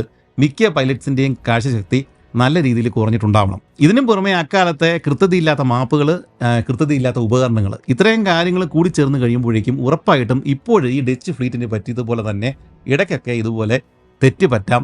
സ്ഥലങ്ങൾ മാറിയിട്ട് ഇവർ പോകാൻ സാധ്യതയുണ്ട്. പൊസിഷൻസ്, സ്ഥാനനിർണ്ണയം ഒക്കെ മാറിപ്പോകാൻ സാധ്യതയുണ്ട്. എന്താണെങ്കിലും നമ്മുടെ ഈ ഡച്ച് ഫ്ലീറ്റിൻ്റെ ഫസ്റ്റ് കമാൻഡറായിട്ടുണ്ടായിരുന്ന ജാക്ക് മാഹു, ഇദ്ദേഹം ഇത് സീരിയസ് ആയിട്ട് തന്നെ എടുത്തു. ഇദ്ദേഹം എന്ത് ചെയ്തു, ബാക്കിയുള്ള ക്യാപ്റ്റന്മാരെ തൻ്റെ ഡെക്കിലേക്ക് വിളിച്ച് വരുത്തിയിട്ട് ഈ കാര്യം ഇദ്ദേഹം ചർച്ച ചെയ്തു. എന്നിട്ട് പറഞ്ഞു, ഈ പൈലറ്റ്സുമാർ ഇവർ റീഡിംഗ് എടുക്കട്ടെ, പക്ഷേ ആഴ്ചയിൽ 2 തവണ നിങ്ങൾ ഈ റീഡിങ് ഡബിൾ ചെക്ക് ചെയ്യണം, ഉറപ്പ് വരുത്തണം. എന്നിട്ടേ ഇനി നമുക്ക് മുമ്പോട്ട് പോകാൻ പറ്റുകയുള്ളൂ. ഇനിയും ഇതുപോലെ അബദ്ധത്തിൽ പോയി പെട്ട് കഴിഞ്ഞാൽ, ഇങ്ങനെയുള്ള ദീർഘദൂര യാത്രകളിൽ ഒരു കപ്പൽ നഷ്ടപ്പെടുക എന്ന് പറഞ്ഞു കഴിഞ്ഞാൽ വലിയ കുഴപ്പമാണ്. അപ്പോൾ അതിനി ഉണ്ടാവാൻ പാടില്ല എന്ന് ജാക്ക് മാഹു ബാക്കിയുള്ള ആളുകളോട് പറഞ്ഞു. അങ്ങനെ അവിടെ നിന്നും മുന്നോട്ട് നീങ്ങിയ നമ്മുടെ ഈ ഡച്ച് ഫ്ലീറ്റ്, നിങ്ങൾക്ക് നമ്മുടെ വീഡിയോകൾ കണ്ട് സുപരിചിതമായിട്ടുള്ള അടുത്ത ദ്വീപ് സമൂഹം കേപ്പ് വേർഡ് അഥവാ കബോ വേർഡെ എന്നറിയപ്പെടുന്ന ആ ദ്വീപ് സമൂഹം നമ്മൾ നേരത്തെ പറഞ്ഞിട്ടുണ്ട്. സ്പാനിഷ്, പോർട്ടുഗീസ് തീരങ്ങളിൽ നിന്ന് പുറപ്പെടുന്ന, യൂറോപ്യൻ തീരങ്ങളിൽ നിന്ന് പുറപ്പെടുന്ന കപ്പലുകൾ അക്കാലത്ത് ഈ അറ്റ്ലാന്റിക്കിലേക്ക് പോയിട്ട് തെക്കേ അമേരിക്കയിലോട്ടാണ് പോകുന്നതെങ്കിൽ ആദ്യമായിട്ട് വെള്ളവും ഭക്ഷണവും ഒക്കെ എടുക്കാൻ വേണ്ടിയിട്ട് നിർത്തുന്ന ദ്വീപ് സമൂഹങ്ങളാണ് ഈ കേപ്പ് വേർഡ് ഐലൻഡ്സ്. പോർട്ടുഗീസുകാരുടെ കയ്യിലുള്ള ഈ കേപ്പ് വേർഡ് ഐലൻഡിലേക്ക് ചെന്നിട്ട് ഭക്ഷണവും വെള്ളമൊക്കെ നേരിട്ട് ചോദിച്ചു കഴിഞ്ഞാൽ വെടിയുണ്ടല്ലാതെ ഈ ഡച്ചുകാർക്ക് വേറൊന്നും കിട്ടില്ല. അത് ഈ ജാക്ക് മാഹുവിനും അറിയാം. അതുകൊണ്ട് ജാക്ക് മാഹു എന്ത് ചെയ്തു, തൻ്റെ ഈ ഡച്ച് ഫ്ലീറ്റുമായിട്ട് ഈ കേപ്പ് വേർഡ് ഐലൻഡ്സിലെ ഏറ്റവും വലിയ ദ്വീപ് സാന്റിയാഗോ, ഈ ദ്വീപിലെ പോർട്ട്, തുറമുഖത്തിൻ്റെ പേര് പ്രയ എന്നാണ്. ഈ തുറമുഖത്ത് ഒരു പോർട്ടുഗീസ് കോട്ടയുണ്ട്. ഇദ്ദേഹം നേരെ അങ്ങോട്ട് ചെന്നിട്ട് അപ്രതീക്ഷിതമായിട്ട് ചെന്നിട്ട് ഈ കോട്ട ആക്രമിക്കുകയും ആ കോട്ട അങ്ങ് പിടിച്ചെടുക്കുകയും ചെയ്തു. പ്രയായിലെ പോർട്ടുഗീസ് കോട്ട പിടിച്ചെടുക്കുന്ന ആ ഒരു സന്ദർഭത്തിലാണ് ബാക്കിയുള്ള നാവികർക്ക് ഇത് കച്ചവടക്കപ്പലല്ല എന്നുള്ള കാര്യം തീർച്ചയായത്. കാരണം ഇതിനകത്ത് നിന്ന് യൂണിഫോം ഇട്ട പടയാളികൾ പുറത്തേക്ക് ഇറങ്ങുകയും തീരത്തേക്ക് ഇറങ്ങിയിട്ട് ബാൻഡും ഡ്രമ്മും ഒക്കെ കൂട്ടിയിട്ട് വലിയ കാഹളനാദമൊക്കെ മുഴക്കിയിട്ട് മാർച്ച് പാസ്റ്റ് ചെയ്തിട്ടാണ് കോട്ട പിടിച്ചെടുക്കാനായിട്ട് ആ ഒരു മൈതാനത്തിലേക്ക് ഇറങ്ങി ചെല്ലുകയും യുദ്ധം നടത്തുകയും ഫോർമേഷനൊക്കെ രൂപീകരിച്ച് നിൽക്കുകയൊക്കെ ചെയ്യുന്നത്. ഈ നാവികരെ കൊണ്ട് ഫോർമേഷൻ രൂപീകരിക്കാനോ ഈ പറഞ്ഞ യുദ്ധം ചെയ്യാനോ ഒന്നും പറ്റില്ല. ഇതൊക്കെ പെട്ടെന്ന് നടക്കണമെന്നുണ്ടെങ്കിൽ പരിശീലനം സിദ്ധിച്ച സൈനികർ ഇതിനകത്തുണ്ടാവണം. അപ്പോഴാണ് ബാക്കിയുള്ള ആളുകൾക്ക് മനസ്സിലായത് നമ്മുടെ ഈ പോക്ക് മരണത്തിലേക്കാണ്. കാരണം ഇത് ആക്രമിക്കാൻ പോകുന്ന കപ്പലുകളാണ്, എത്ര പേര് തിരിച്ചു വരും എന്നൊന്നും പറയാനൊന്നും പറ്റില്ല. പക്ഷേ ഇനി ഇവർക്കൊന്നും ചെയ്യാനില്ല, ഇതിനകത്ത് പെട്ടുപോയി, വേറെ മാർഗ്ഗമൊന്നുമില്ല. എന്താണെങ്കിലും ജാക്ക് മാഹു തൻ്റെ ഈ സൈനികരെ കരയിലിറക്കിയിട്ട് അവിടെ ഉണ്ടായിരുന്ന നാമമാത്രമായിട്ടുണ്ടായിരുന്ന പോർട്ടുഗീസുകാരെ ഓടിച്ചിട്ട് ആ കോട്ട പിടിച്ചെടുത്തു. പക്ഷേ പോർട്ടുഗീസുകാരല്ലേ, ഇവന്മാർ വരുന്നത് കണ്ടപ്പോൾ തന്നെ ഇതിനകത്തുണ്ടായിരുന്ന സാധനങ്ങൾ മുഴുവൻ അവിടെ നിന്ന് മാറ്റുകയും മിച്ചം ഉണ്ടായിരുന്ന സാധനങ്ങൾക്ക് തീയിടുകയും ചെയ്തു. അതുകൊണ്ട് ഈ കോട്ടയ്ക്കുള്ളിലേക്ക് ചെന്ന് കഴിഞ്ഞപ്പോഴേക്കും ഡച്ചുകാർക്ക് ഭക്ഷിക്കാനായിട്ട് ഒന്നും കിട്ടിയില്ല. ആകെ കിട്ടിയത് ആ തീരങ്ങളിൽ കുറച്ച് കടലാമകൾ മുട്ടയിട്ടിട്ടുണ്ടായിരുന്നു, അത് ഇവർക്ക് കിട്ടി. ഇവർക്കിതെല്ലാം ആവശ്യമാണ്. കാരണം ഫ്രഷ് ഫ്രൂട്ട്സ്, വെജിറ്റബിൾസ് ഇത് രണ്ടും ആണ് അന്നത്തെ കാലത്ത് കപ്പൽ യാത്രികർക്ക് കിട്ടാതിരിക്കുന്ന കാര്യങ്ങൾ. ഇത് കിട്ടാത്തത് കൊണ്ടാണ് വൈറ്റമിൻ സിയുടെ കുറവുണ്ടാവുകയും സ്കർവി എന്ന ശീതപിത്തം ആ രോഗത്തിന് ഇവർ അടിമപ്പെടുകയും ചെയ്യുന്നത്. ഇത് ഇപ്പോൾ തന്നെ ഈ കപ്പലുകളിൽ ഉണ്ട്.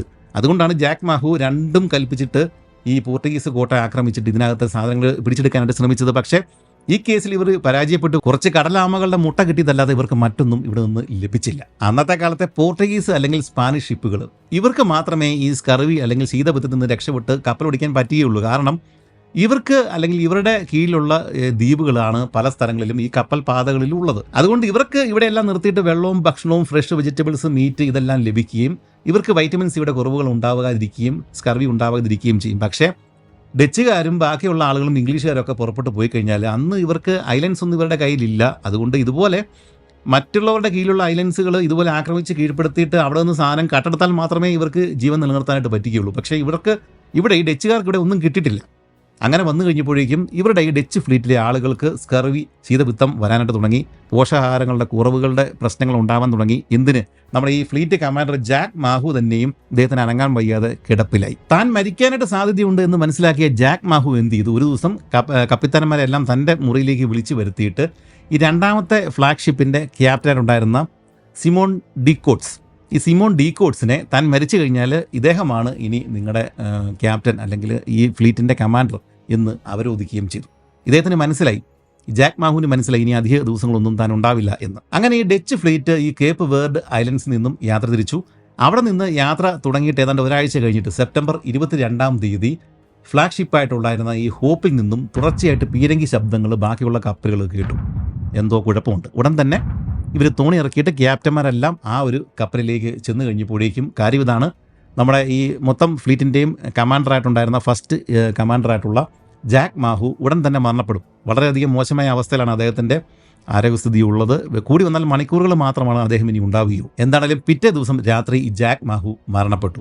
25-ാം തീയതി ക്യാപ്റ്റന്മാരും ബാക്കിയുള്ള മുതിർന്ന ഓഫീസേഴ്സും എല്ലാം ഈ ഫ്ലാഗ്ഷിപ്പായിട്ടുണ്ടായിരുന്ന ഹോപ്പിൻ്റെ ഡെക്കിലെത്തുകയും ഇദ്ദേഹത്തിൻ്റെ ശവസംസ്കാരം, അതായത് പ്രാർത്ഥനകളും കാര്യങ്ങളൊക്കെ നടത്തിയ ശേഷം ഇദ്ദേഹത്തിൻ്റെ ശരീരം ഇവർ കടലിലേക്ക് ഇറക്കുകയും ചെയ്തു. അങ്ങനെ ജാക്ക് മാഹുവിൻ്റെ മരണശേഷം സിമോൺ ഡീകോട്സ്, ഇദ്ദേഹമാണല്ലോ സെക്കൻഡ് ഫ്ലാഗ്ഷിപ്പിൻ്റെ കമാൻഡർ, ഇദ്ദേഹത്തെയാണല്ലോ മരിക്കുന്നതിന് മുമ്പ് ഇദ്ദേഹം ഏൽപ്പിച്ചിരുന്നത്. അങ്ങനെ ഡീകോട്സ് ഈ ഒരു ഫ്ലീറ്റിൻ്റെ ചാർജ് ഏറ്റെടുത്തു.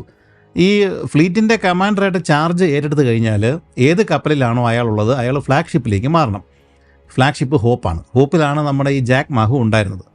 ഇപ്പോൾ പുതുതായിട്ട് വന്ന ഡീകോട്സ് എന്ത് ചെയ്തു, ഇദ്ദേഹത്തിൻ്റെ കപ്പലിൽ നിന്നും ഇദ്ദേഹം ഈ ഒരു മെയിൻ കപ്പലിലേക്ക്, ഫ്ലാഗ്ഷിപ്പായിട്ടുള്ള ഹോപ്പിലേക്ക് ഇദ്ദേഹം മാറി. അപ്പോൾ ഈ ബാക്കിയുള്ള കപ്പലുകളിൽ ഇതുപോലെ ഈ ക്യാപ്റ്റന്മാരുടെ പദവിയിലും അല്ലെങ്കിൽ ബാക്കിയുള്ള ആളുകളുടെ പൊസിഷൻസിലും ഒക്കെ കാര്യമായ മാറ്റം ഉണ്ടാവും. അത് മാത്രവുമല്ല, ഈ ഹോപ്പിൽ ജാക്ക് മാഹു ഉണ്ടായിരുന്ന ഫ്ലാഗ്ഷിപ്പിലെ പകുതി ആളുകൾക്കും അസുഖമാണ്, അവശരാണ്.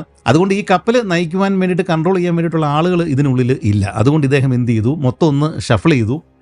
കുറച്ച് ആരോഗ്യമുള്ള ആളുകളെ പല കപ്പലുകളിൽ നിന്ന് ഇങ്ങോട്ടേക്ക് മാറ്റി, എന്നിട്ട് അനാരോഗ്യമുള്ള ആളുകളെ, അസുഖമുള്ള ആളുകളെ പല കപ്പലുകളിലേക്ക് ഇദ്ദേഹം മാറ്റി. ഒറ്റ കപ്പലിൽ തന്നെ കൂടുതൽ രോഗികൾ വന്നു കഴിഞ്ഞാൽ ആ കപ്പൽ കൺട്രോൾ ചെയ്യാൻ പറ്റാതെ വരും. അതുകൊണ്ട് മൊത്തം ആളുകളെ ഇദ്ദേഹം അങ്ങോട്ടും ഇങ്ങോട്ടും എല്ലാം മാറ്റുകയും ചെയ്തു, ഈ ഡീകോട്സ്. അങ്ങനെ നമ്മുടെ ആഡംസ് രണ്ടാമത്തെ ഫ്ലാഗ്ഷിപ്പായിട്ടുള്ള ലീഫ് ഡേയിലേക്ക് മാറി. ഈ ലീഫ് ഡേയിലാണ് ഇദ്ദേഹത്തിൻ്റെ സഹോദരൻ തോമസ് ഉണ്ടായിരുന്നത്. ഈ യാത്ര തുടങ്ങുന്ന സമയത്ത് ആഡംസ് ഈ ഫ്ലാഗ്ഷിപ്പായിട്ടുള്ള ഹോപ്പിലായിരുന്നു.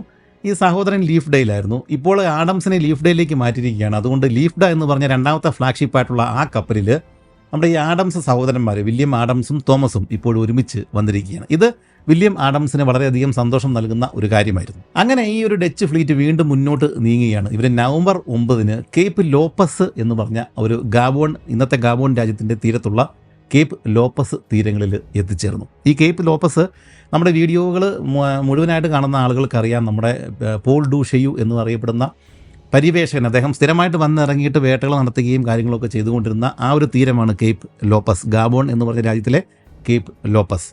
ആ സ്ഥലത്താണ് ഇപ്പോൾ നമ്മുടെ ഈ ഡച്ച് ഫ്ലീറ്റ് വന്നിറങ്ങിയിരിക്കുന്നത്. ഡീകോഡ്സ് ഇങ്ങോട്ടേക്ക് ഈ ഒരു ഡച്ച് ഫ്ലീറ്റിനെ കൊണ്ടുവന്നത് എന്തിനാണ്? ഇദ്ദേഹത്തിൻ്റെ കപ്പലുകളിൽ പകുതി ആളുകൾക്കും സ്കർവി, ശീതപിത്തം ബാധിച്ചിരിക്കുകയാണ്. ബാക്കി ആളുകൾക്ക് വയറ്റിൽ അസുഖമാണ്. അങ്ങനെ പല പ്രശ്നങ്ങളാണ്. ഈ കപ്പലുകൾ നിറച്ച് രോഗികളാണ്. ഇവരെ ചികിത്സിച്ചിട്ട് നേരെയാക്കാതെ ഇനി മുന്നോട്ട് പോകാനായിട്ട് പറ്റുകയില്ല.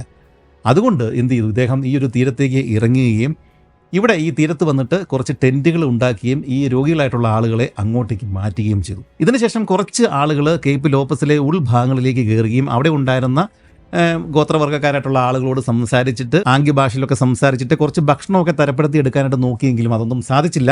അവർക്ക് കാര്യങ്ങളൊന്നും മനസ്സിലായില്ല.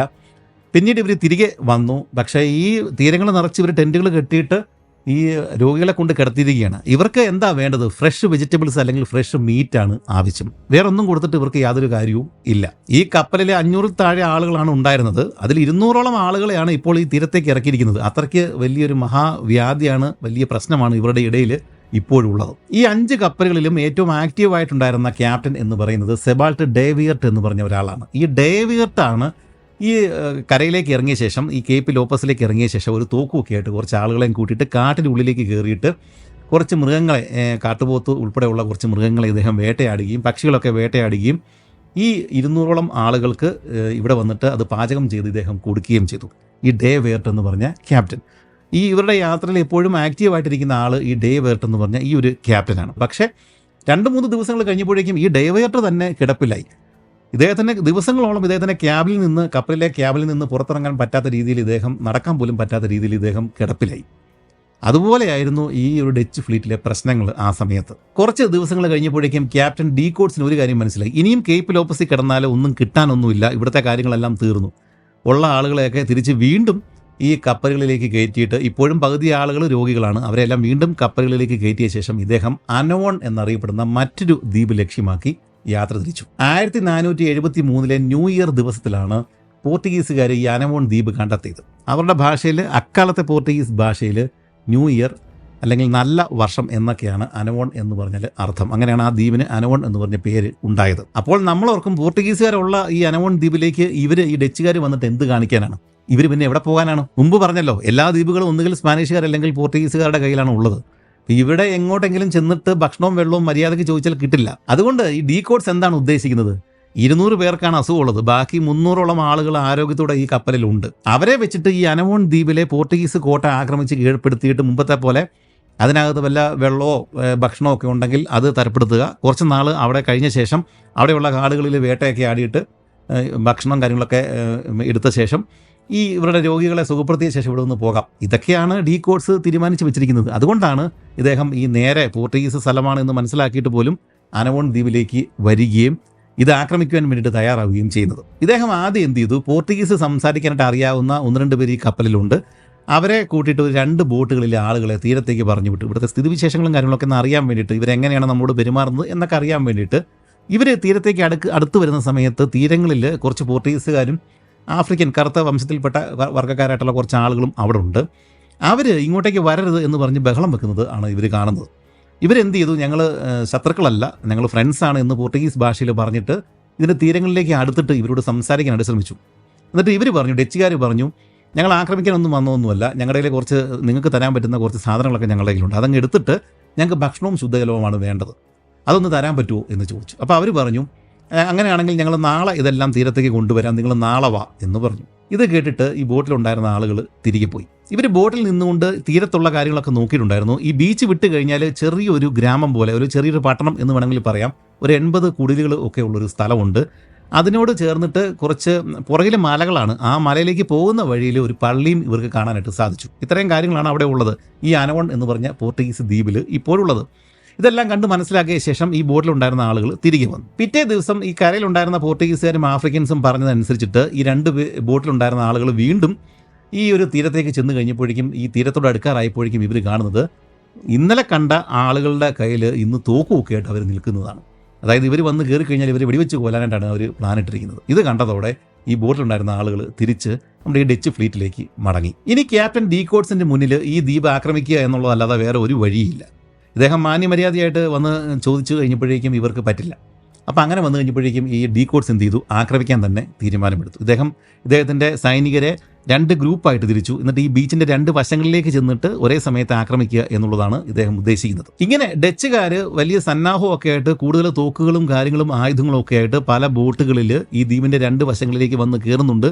രണ്ട് വശങ്ങളിലൂടെ ഈ ബീച്ചിലേക്ക് വരുന്നുണ്ട് എന്ന് മനസ്സിലാക്കിയ പോർട്ടുഗീസുകാരും അവിടെ ഉണ്ടായിരുന്ന അവരുടെ സേവകരായിട്ടുണ്ടായിരുന്ന ആഫ്രിക്കൻസും എന്ത് ചെയ്തു, ഇവന്മാർ അവിടെ ഉണ്ടായിരുന്ന സകല കുടിലുകൾക്കും തീ കൊളുത്തിയിട്ട് ഇവരുടെ തീരത്തിന് പുറകിൽ ഇവരുടെ വില്ലേജ്, ഈ 80 വീടുകളുള്ള ഇവരുടെ ചെറിയ പട്ടണമെന്നോ വില്ലേജൊന്നും വിളിക്കാവുന്ന ആ സ്ഥലം, അതിൻ്റെ പുറകിൽ കൊടുങ്കാട്, അതിൻ്റെ പുറകിൽ മല, ഈ കാട്ടിലേക്കും മലകളിലേക്കും ഈ പോർട്ടുഗീസുകാരും ആഫ്രിക്കൻസും പെട്ടെന്ന് അവിടെ നിന്ന് പിൻവലിഞ്ഞു. ഇവർ ഇങ്ങോട്ടേക്ക് വന്ന് കയറുന്നത് കണ്ടപ്പോഴേക്കും ഇവർ ഈ ഹട്ടുകൾക്ക് കുടിലുകൾക്ക് തീയൊക്കെ കൊളുത്തിയ ശേഷം ഇവർ പുറകിലേക്ക് അങ്ങ് മാറി, ഈ കാട്ടിനുള്ളിലേക്ക് ഇവരങ്ങ് മറഞ്ഞു. ഈ പോർട്ടുഗീസുകാർ തീരത്തേക്ക് വന്നിറങ്ങിയിട്ട് ഇവർ കത്തിച്ച് കളഞ്ഞ ആ ഒരു ഗ്രാമത്തിലേക്ക് പട്ടണത്തിലേക്ക് ചെന്ന് കയറുന്ന സമയത്താണ് ഈ പോർട്ടുഗീസുകാർ കാട്ടിനുള്ളിലേക്ക് കയറുന്നത്. അവരെന്ത് ചെയ്തു, അവിടെ നിന്ന് ഡച്ചുകാർക്കെതിരെ അവരവിടെ നിന്ന് വെടിവെപ്പ് ആരംഭിച്ചു. ആ വെടിവെപ്പിൽ കുറച്ച് ഡച്ചുകാർക്ക് കാര്യമായ പരിക്ക് പറ്റുകയും ചെയ്തു. പക്ഷേ ഡച്ചുകാർ തിരിച്ച് വെടിവെച്ച് കഴിഞ്ഞപ്പോഴേക്കും ഈ പോർട്ടുഗീസുകാരും ആഫ്രിക്കൻസും ആ കാട്ടിനുള്ളിൽ എവിടേക്കോ പോയി മറഞ്ഞു. ഇവർ നോക്കിക്കഴിഞ്ഞപ്പോഴേക്കും ആ കാടിൻ്റെ പുറകിൽ ഒരു മലയൊക്കെ ഉണ്ട്. അവിടെയും ഇവിടെ ഒന്ന് നോക്കിക്കഴിഞ്ഞാൽ ഇവർക്ക് എന്തൊക്കെയോ സെറ്റിൽമെൻറ്റുകളൊക്കെ കാണാം. അവർ അങ്ങോട്ടേക്കാണ് പോയത് എന്ന് അവർക്ക് മനസ്സിലായി. എന്താണെങ്കിലും അവരുടെ ശല്യം ഈ ഗ്രാമത്തിൽ, ഈ പട്ടണത്തിൽ ഇപ്പോഴുണ്ടാവില്ല എന്ന് മനസ്സിലാക്കിയതോടെ ഇവരെന്ത് ചെയ്തു, ഈ ഒരു ഗ്രാമം ഇവർ കൈക്കലാക്കി. ഇവർ ഈ പോയ വഴിയിൽ ഹട്ടുകൾ, ഈ കുടിലുകൾ കത്തിച്ചിട്ടുണ്ടായിരുന്നില്ല. പക്ഷേ കുറച്ച് കുടിലുകൾ കത്തിയിട്ടുണ്ടായിരുന്നില്ല, പള്ളിയും കത്തിച്ചിട്ടുണ്ടായിരുന്നില്ല. അതുകൊണ്ട് ഡീകോട്സ് എന്ത് ചെയ്തു, ഈ കത്തിക്കപ്പെടാത്ത കുടിലുകൾ പിന്നെ ഈ പള്ളി അങ്ങോട്ടേക്ക്, ഈ ഡച്ച് കപ്പലിൽ ഉണ്ടായിരുന്ന രോഗികളെ ഇദ്ദേഹം അങ്ങോട്ടേക്ക് മാറ്റുകയും ചെയ്തു. അവർക്ക് ഭക്ഷണത്തിന് കുറവുണ്ട്, ഇപ്പോൾ ആരോഗ്യമുള്ള സൈനികർക്ക് ഭക്ഷണത്തിന് കുറവുണ്ട്. ഇങ്ങനത്തെ കാര്യങ്ങളെല്ലാം ഇവിടെ നിലനിൽക്കുകയാണ്. ഇവന്മാർ എന്ത് ചെയ്ത, ഈ പോർട്ടുഗീസുകാർ ഇതിനകത്തുണ്ടാകുന്ന സാധനങ്ങളെല്ലാം കത്തിച്ച് കളയുകയും ബാക്കി ഇവർക്ക് എടുക്കാൻ പറ്റുന്ന സാധനങ്ങളൊക്കെ എടുത്തുകൊണ്ടാണ് ഇവർ ഈ കാടിനുള്ളിലേക്ക് മലമുകളിലേക്ക് കയറി മറയുകയും ചെയ്തത്. ചുരുക്കത്തിൽ വീണ്ടും കഴിക്കാൻ വേണ്ടുന്ന ഭക്ഷണവും കാര്യങ്ങളൊന്നും ഇവിടെ നിന്ന് കിട്ടിയിട്ടില്ല. പക്ഷേ ഈ ഗ്രാമം നിൽക്കുന്ന ആ സ്ഥലത്തിന് പുറകിലത്തെ കാട്, ആ കാട്ടിനുള്ളിൽ ധാരാളം പഴങ്ങൾ, വാഴപ്പഴങ്ങൾ, ഓറഞ്ചും ഒക്കെ നിൽക്കുന്നത് ഇവർക്ക് കാണാൻ സാധിക്കുമായിരുന്നു. അപ്പോൾ അങ്ങനെ വന്നു കഴിഞ്ഞപ്പോഴേക്കും ഈ ഡച്ച് പട്ടാളക്കാരും അല്ലെങ്കിൽ അവിടെ ഉണ്ടായിരുന്ന ആളുകൾ എന്ത് ചെയ്തു, കുറച്ച് പേര് ഈ കാടിനുള്ളിൽ കയറിയിട്ട് ഈ പഴങ്ങൾ പറിക്കാനായിട്ട് ശ്രമിച്ചു. പക്ഷേ കാടിനുള്ളിൽ പല സ്ഥലങ്ങളിലും മറിഞ്ഞിരിപ്പുണ്ട് പോർട്ടുഗീസുകാരും ആഫ്രിക്കൻസും. അവരെന്ത് ചെയ്തു, അവിടെ നിന്ന് ഇവരെ വെടിവെക്കാൻ തുടങ്ങി. വെടിവെച്ച് കുറേ പേർക്ക് പരിക്ക് പറ്റി. ഒരാൾ വധിക്കപ്പെടുകയും ചെയ്തു, ഒരാളെ കാണാതെ പോവുകയും ചെയ്തു. ഈ കാണാതെ പോയ ആളെ പിറ്റേ ദിവസം ഈ മലമുകളിലേക്ക് പോകുന്ന കാട്ട് വഴിയിൽ ഈ പോർട്ടുഗീസുകാർ കൊണ്ട് മനഃപൂർവ്വം കൊണ്ടിട്ടു അയാളുടെ ജഡം. അതായത് ഈ ഡച്ചുകാരെ പേടിപ്പിക്കുക, ഇങ്ങോട്ട് ഇതുവഴി വന്നു കഴിഞ്ഞാൽ ഞങ്ങൾ കൊല്ലും എന്നുള്ളൊരർത്ഥമാണ് ആ ഒരു ഇതിൽ നിന്ന് കിട്ടുന്നത്. എന്താണെങ്കിലും ഇത്രയൊക്കെ ആയി കഴിഞ്ഞപ്പോഴേക്കും ഈ കാടിനുള്ളിലേക്ക് പഴങ്ങൾ പറിക്കാൻ കയറുന്ന ആളുകളെ പോർട്ടുഗീസുകാർ വെടിവെച്ച് കൊല്ലാൻ തുടങ്ങി കഴിഞ്ഞപ്പോഴേക്കും നമ്മുടെ ഡീകോട്സ് എന്ത് ചെയ്തു, ഈ ആളുകളെ പറഞ്ഞ് വിലക്കി, ഇനി അങ്ങോട്ട് പോകരുത്, നിങ്ങൾ ചാകും. പക്ഷേ വിശന്ന് പരുവായിട്ടിരിക്കുക, ഇവർ രോഗം കൊണ്ട് ഇവർ ചാകാൻ കിടക്കുക. അപ്പം ഇവർക്ക് ചാകും എന്നുള്ള ഉറപ്പിലിരിക്കുന്ന ആളുകളോട് ഇനി പുറയിലേക്ക് പോകരുത്, കാട്ടിനുള്ളിലേക്ക് പോകരുത്, വെടിവെപ്പ് കിട്ടും എന്ന് പറഞ്ഞു കഴിഞ്ഞാൽ അവർ കേൾക്കില്ല. അവരെന്ത് ചെയ്തു, വീണ്ടും ഇതിനുള്ളിലേക്ക് കയറാൻ തുടങ്ങി. വീണ്ടും ആളുകൾക്ക് വെടി കിട്ടാൻ തുടങ്ങി, കുറേ പേര് മരിക്കാനായിട്ടും തുടങ്ങി. ഇത്രയായി കഴിഞ്ഞപ്പോഴേക്കും ഡീകോട്സിന് മനസ്സിലായി ഇത് ശരിയാവത്തില്ല. ഈ പുറകിലെ കാടിൻ്റെ ഉള്ളിൽ, അതിൻ്റെ പുറകിലുള്ള മലയുടെ മുകളിലും ഒക്കെ ഇരിക്കുന്ന ഈ പോർട്ടുഗീസുകാർ വലിയ ശല്യമായിട്ട് മാറും. അതുകൊണ്ട് അങ്ങോട്ട് ചെന്ന് അവന്മാർക്കൊട്ടൊരു പണി കൊടുക്കണം, അല്ലെങ്കിൽ ഇവിടെ ഇനി താമസിക്കാനായിട്ട് പറ്റില്ല എന്ന് ഡീകോട്സിന് മനസ്സിലായി. പിറ്റേ ദിവസം ഡീകോട്സ് ഈ കാടിനുള്ളിലേക്ക്, പുറകിലെ കാടിനുള്ളിലേക്ക് കയറിയിട്ട് ഒരു ചെറിയ റെയ്ഡ് അങ്ങ് നടത്തി. പക്ഷേ പോർട്ടുഗീസുകാരെയും കിട്ടിയില്ല. അവർ വളർത്തുന്ന കുറച്ച് പശുക്കളെ ഇവർക്ക് കിട്ടി. അത് കുറച്ച് ആശ്വാസമായി. 500 പേർക്ക് കുറച്ച് പശുക്കളെ കിട്ടിയാൽ ഒന്നും ആവില്ല എന്ന് നിങ്ങൾ മനസ്സിലാക്കണം. ഇവർക്ക് കുറച്ച് പശുക്കളെ കിട്ടി, കുറച്ച് പേർക്കൊക്കെ ഭക്ഷണം കിട്ടി, അത്ര മാത്രമേ സംഭവിച്ചുള്ളൂ. അതുകൊണ്ട് തന്നെ വീണ്ടും എന്ത് ചെയ്തു, ആളുകൾ വീണ്ടും കാടിനുള്ളിലേക്ക് കയറാൻ തുടങ്ങി. ഈ പഴങ്ങൾ പറിക്കാനായിട്ട് വീണ്ടും ആളുകൾ മരണപ്പെടാൻ തുടങ്ങി. കുറച്ച് ദിവസങ്ങൾക്ക് ശേഷം ഡിസംബർ 24-ാം തീയതി ഡീകോട്സ് എന്ത് ചെയ്തു, ഒരു 150 സൈനികരെ പൂർണ്ണമായിട്ടും ആയുധം കൊടുത്ത ശേഷം, അവരെ ആയുധ സജ്ജരാക്കിയ ശേഷം പുറകിലെ കാടുകളിലേക്കും അതിനുശേഷം അതിൻ്റെ പുറകിലുള്ള മലമുകളിലേക്കും പറഞ്ഞു വിട്ടു. അവിടെയാണല്ലോ ഈ പോർട്ടുഗീസുകാർ തമ്പടിച്ചിരിക്കുന്നത്. ഇവരെന്ത് ചെയ്തു, താഴെ നിന്ന് മുകളിലേക്ക് കയറാൻ തുടങ്ങി കഴിഞ്ഞപ്പോഴേക്കും മുകളിൽ നിന്ന് കനത്ത വെടിവെപ്പുണ്ടായി. അത് മാത്രമല്ല, മലയുടെ മുകളിൽ നിന്ന് ഇവർ കല്ലുകളൊക്കെ, ഈ പോർട്ടുഗീസുകാരും ആഫ്രിക്കൻസും കല്ലുകൾ ഉരുട്ടിയിടാനൊക്കെ തുടങ്ങി. പക്ഷേ ഇതിനെല്ലാം അതിജീവിച്ചിട്ട് ഈ ഡച്ചുകാർ ഈ മലയുടെ മുകളിൽ എത്തിച്ചേർന്നു. കാരണം ആവശ്യം ഇവരുടെ ആണല്ലോ, ഇവർ മരണയുദ്ധമാണ് ഇവർ ചെയ്യുന്നത്. അതുകൊണ്ട് പോർട്ടുഗീസുകാർക്ക് പിടിച്ചു നിൽക്കാൻ പറ്റിയില്ല. മുകളിലായിരുന്നു എന്നുള്ള അഡ്വാൻറ്റേജ് ഉണ്ടായിരുന്നെങ്കിൽ പോലും അവർക്ക് പിടിച്ചു നിൽക്കാൻ പറ്റിയില്ല. ഒരു വിധത്തിൽ മല മുകളിൽ ചെന്ന് കയറി. അവിടെയും കുറച്ച് ഹട്ടുകൾ ഉണ്ടായിരുന്നു. ഡച്ചുകാർ വളരെയധികം വേഗത്തിൽ ഇവിടെ എത്തും എന്ന് പോർട്ടുഗീസുകാർ വിചാരിച്ചില്ല. അതുകൊണ്ട് അവർ ആ ഹട്ടുകൾക്ക് തീ വെക്കാനായിട്ട് മറന്നുപോയി. അത് ഇവർക്ക് ഭാഗ്യമായി. ആ ഹട്ടുകളിൽ നിന്ന് കുറച്ച് വൈനും കുറച്ച് ഭക്ഷണ സാധനങ്ങളും കാര്യങ്ങളും ഒക്കെ ഈ ഡച്ചുകാർക്ക് കിട്ടി, ഈ മലമുകളിലെ പോർട്ടുഗീസ് ഹട്ടുകളിൽ നിന്ന്. മുമ്പത്തെ പോലെ തന്നെ ഇവർ ചെന്ന് കയറുന്നതിന് മുമ്പ് തന്നെ പോർട്ടുഗീസുകാരും ആഫ്രിക്കൻസും അവിടെ നിന്ന് സ്ഥലം വിട്ടിട്ടുണ്ടായിരുന്നു. അവർ മലയുടെ മറ്റേ വശത്തേക്ക് ഇവർ ഇറങ്ങി പോവുകയും ചെയ്തു. അവിടെയെല്ലാം നിബിഡ വനങ്ങളാണ്. അങ്ങോട്ടേക്കൊന്നും പോകാനായിട്ട് ഇവർക്ക് പറ്റില്ല. എന്താണെങ്കിലും ഇവർക്ക് ഇവിടെ ഉണ്ടായിരുന്ന മലമുകളിൽ ഉണ്ടായിരുന്ന ഹട്ടുകളിൽ നിന്ന് ഇവർക്ക് കുറച്ച് ആവശ്യമുള്ള സാധനങ്ങളൊക്കെ ഇവർക്ക് കിട്ടുകയും അതുകൊണ്ട് ഇവർ താഴേക്ക് വരികയും ചെയ്തു. അങ്ങനെ 1599 ന്യൂ ഇയർ ഡേ അവർ ഈ ഒരു അനവോൺ ദ്വീപിൽ വെച്ച് ഈ ഡച്ചുകാർ ആഘോഷിച്ചു. ഇവരിവിടെ ആഘോഷിക്കുന്ന സമയത്ത് ഭീതിയോടെ, അല്ലെങ്കിൽ ഇവരെ ആക്രമിക്കാൻ തയ്യാറായിട്ട് മലയുടെ മുകളിലും അതിൻ്റെ അപ്പുറത്തെ വശങ്ങളിലും ഒക്കെ പോർട്ടുഗീസുകാരും ആഫ്രിക്കൻസും ഇങ്ങനെ പതുങ്ങിയിരിപ്പുണ്ട് എന്നുള്ള കാര്യം കൂടെ ഓർക്കുക. ഇത്രയും കാര്യങ്ങളൊക്കെ ഇവിടെ ചെയ്തു. കുറച്ച് ഭക്ഷണമൊക്കെ ഇവർക്ക് കിട്ടി. എങ്കിലും 30 പേരും കൂടെ ഈ ഒരു അനവോൺ ദ്വീപിൽ വെച്ചിട്ട് മരണപ്പെട്ടു. എന്നാൽ ഇതേ സമയത്ത് നിങ്ങൾ ആലോചിക്കുന്നുണ്ടാവും, നമ്മുടെ കഥാനായകൻ വില്യം ആഡംസ്, ഇദ്ദേഹത്തിൻ്റെ സഹോദരൻ, പിന്നെ ഇദ്ദേഹത്തിൻ്റെ കൂട്ടുകാർ, ഇവർക്കൊക്കെ എന്താണ് സംഭവിച്ചിരിക്കുന്നത്? വില്യം ആഡംസ് പൂർണ്ണ ആരോഗ്യവാനായിട്ടാണ് ഇതിനകത്ത് നടക്കുന്നത്. ബാക്കിയുള്ള ആളുകളെ സഹായിച്ച്, കൂട്ടുകാരെയും സഹോദരനെയൊക്കെ സഹായിച്ചും ബാക്കിയുള്ള ആളുകൾക്ക് വേണ്ടിയിട്ട് ഹണ്ടിങ് നടത്തുകയും ഒക്കെ ചെയ്യുന്നുണ്ട് ഈ മനുഷ്യൻ.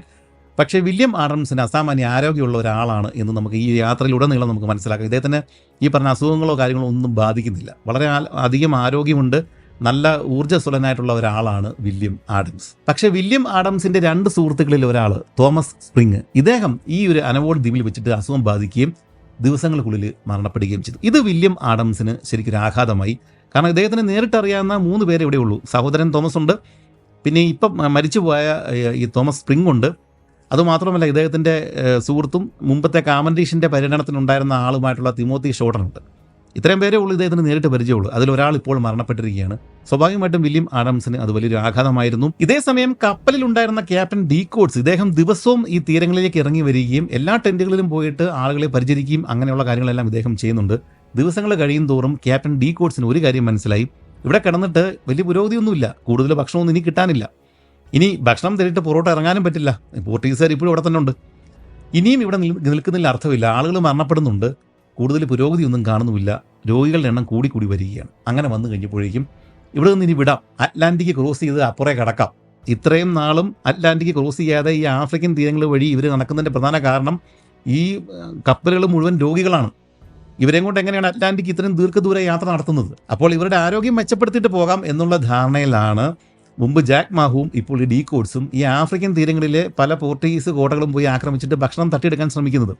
പക്ഷേ ഇത്രയും നാളുകൊണ്ട് ഇവർക്ക് യാതൊരു പ്രയോജനം ഉണ്ടായിട്ടില്ല. കൂടുതൽ ആളുകൾ മരിക്കുകയാണ് ചെയ്യുന്നത്. ഇനിയും ഇവിടെ കിടന്നിട്ട് കാര്യമില്ല, അറ്റ്ലാന്റിക് ക്രോസ് ചെയ്യാം എന്ന് തന്നെ ഡീകോട്സ് തീരുമാനമെടുക്കുകയാണ്. അങ്ങനെ 1599 ജനുവരി 2 ഡീകോട്സ് നമുക്ക് ഇവിടെ നിന്ന് പോകാം എന്ന് ആളുകളോട് പറഞ്ഞു. അവരെന്ത് ചെയ്തു? അവിടെ ഉണ്ടായിരുന്ന സാധനങ്ങൾ, കിട്ടാവുന്ന കായ്കനികൾ, പഴങ്ങൾ, മുമ്പ് പറഞ്ഞതുപോലെ ഓറഞ്ച് മരമൊക്കെ ഉണ്ടായിരുന്നു, അതിൽ നിന്ന് പച്ച ഓറഞ്ച് വരെയും ഇവർ പറിച്ചെടുത്തു. അങ്ങനെയുള്ള എല്ലാ കാര്യങ്ങളും കുട്ടയിലാക്കിയിട്ട് ഇവർ വീണ്ടും ഈ കപ്പലിലേക്ക് കയറ്റുകയും, അതുമാത്രമല്ല രോഗികളെ ഒരു വിധത്തിലാണ്, രോഗികളെന്ന് പറഞ്ഞാൽ ഈ കപ്പൽ അകത്ത് നിറച്ച് നാറ്റമാണ് എന്നാണ് പറയുന്നത്. കാരണം ഇവർക്ക് മൊത്തം രോഗികളാണ് ഇതിനകത്ത് കിടക്കുന്നത്. എല്ലാവരും ചുമച്ചും തുപ്പിയും അങ്ങനെ കിടക്കുകയാണ് ഇതിനകത്ത്. അപ്പം അങ്ങനെയുള്ള ഒരു ഒഴുകുന്ന ആശുപത്രി എന്ന് വേണമെങ്കിൽ വിളിക്കാവുന്ന രീതിയിലാണ് ഈ ഡച്ച് ഫ്ലീറ്റ് ഇപ്പോൾ മുമ്പോട്ട് പോയിക്കൊണ്ടിരിക്കുന്നത്. എന്നാണെങ്കിലും ഈ രോഗികളെ മുഴുവൻ ഇവർ അതിനകത്ത് കയറ്റുകയും അവിടെ നിന്ന് അറ്റ്ലാന്റിക് ക്രോസ് ചെയ്യാനായിട്ട് ഇവർ തുടങ്ങുകയും ചെയ്യുകയാണ്. ഇനി അറ്റ്ലാന്റിക് മറികടന്ന് കുപ്രസിദ്ധമായിട്ടുള്ള മഗല്ലൻ സ്ട്രേറ്റിലേക്കാണ് ഇവരുടെ യാത്ര.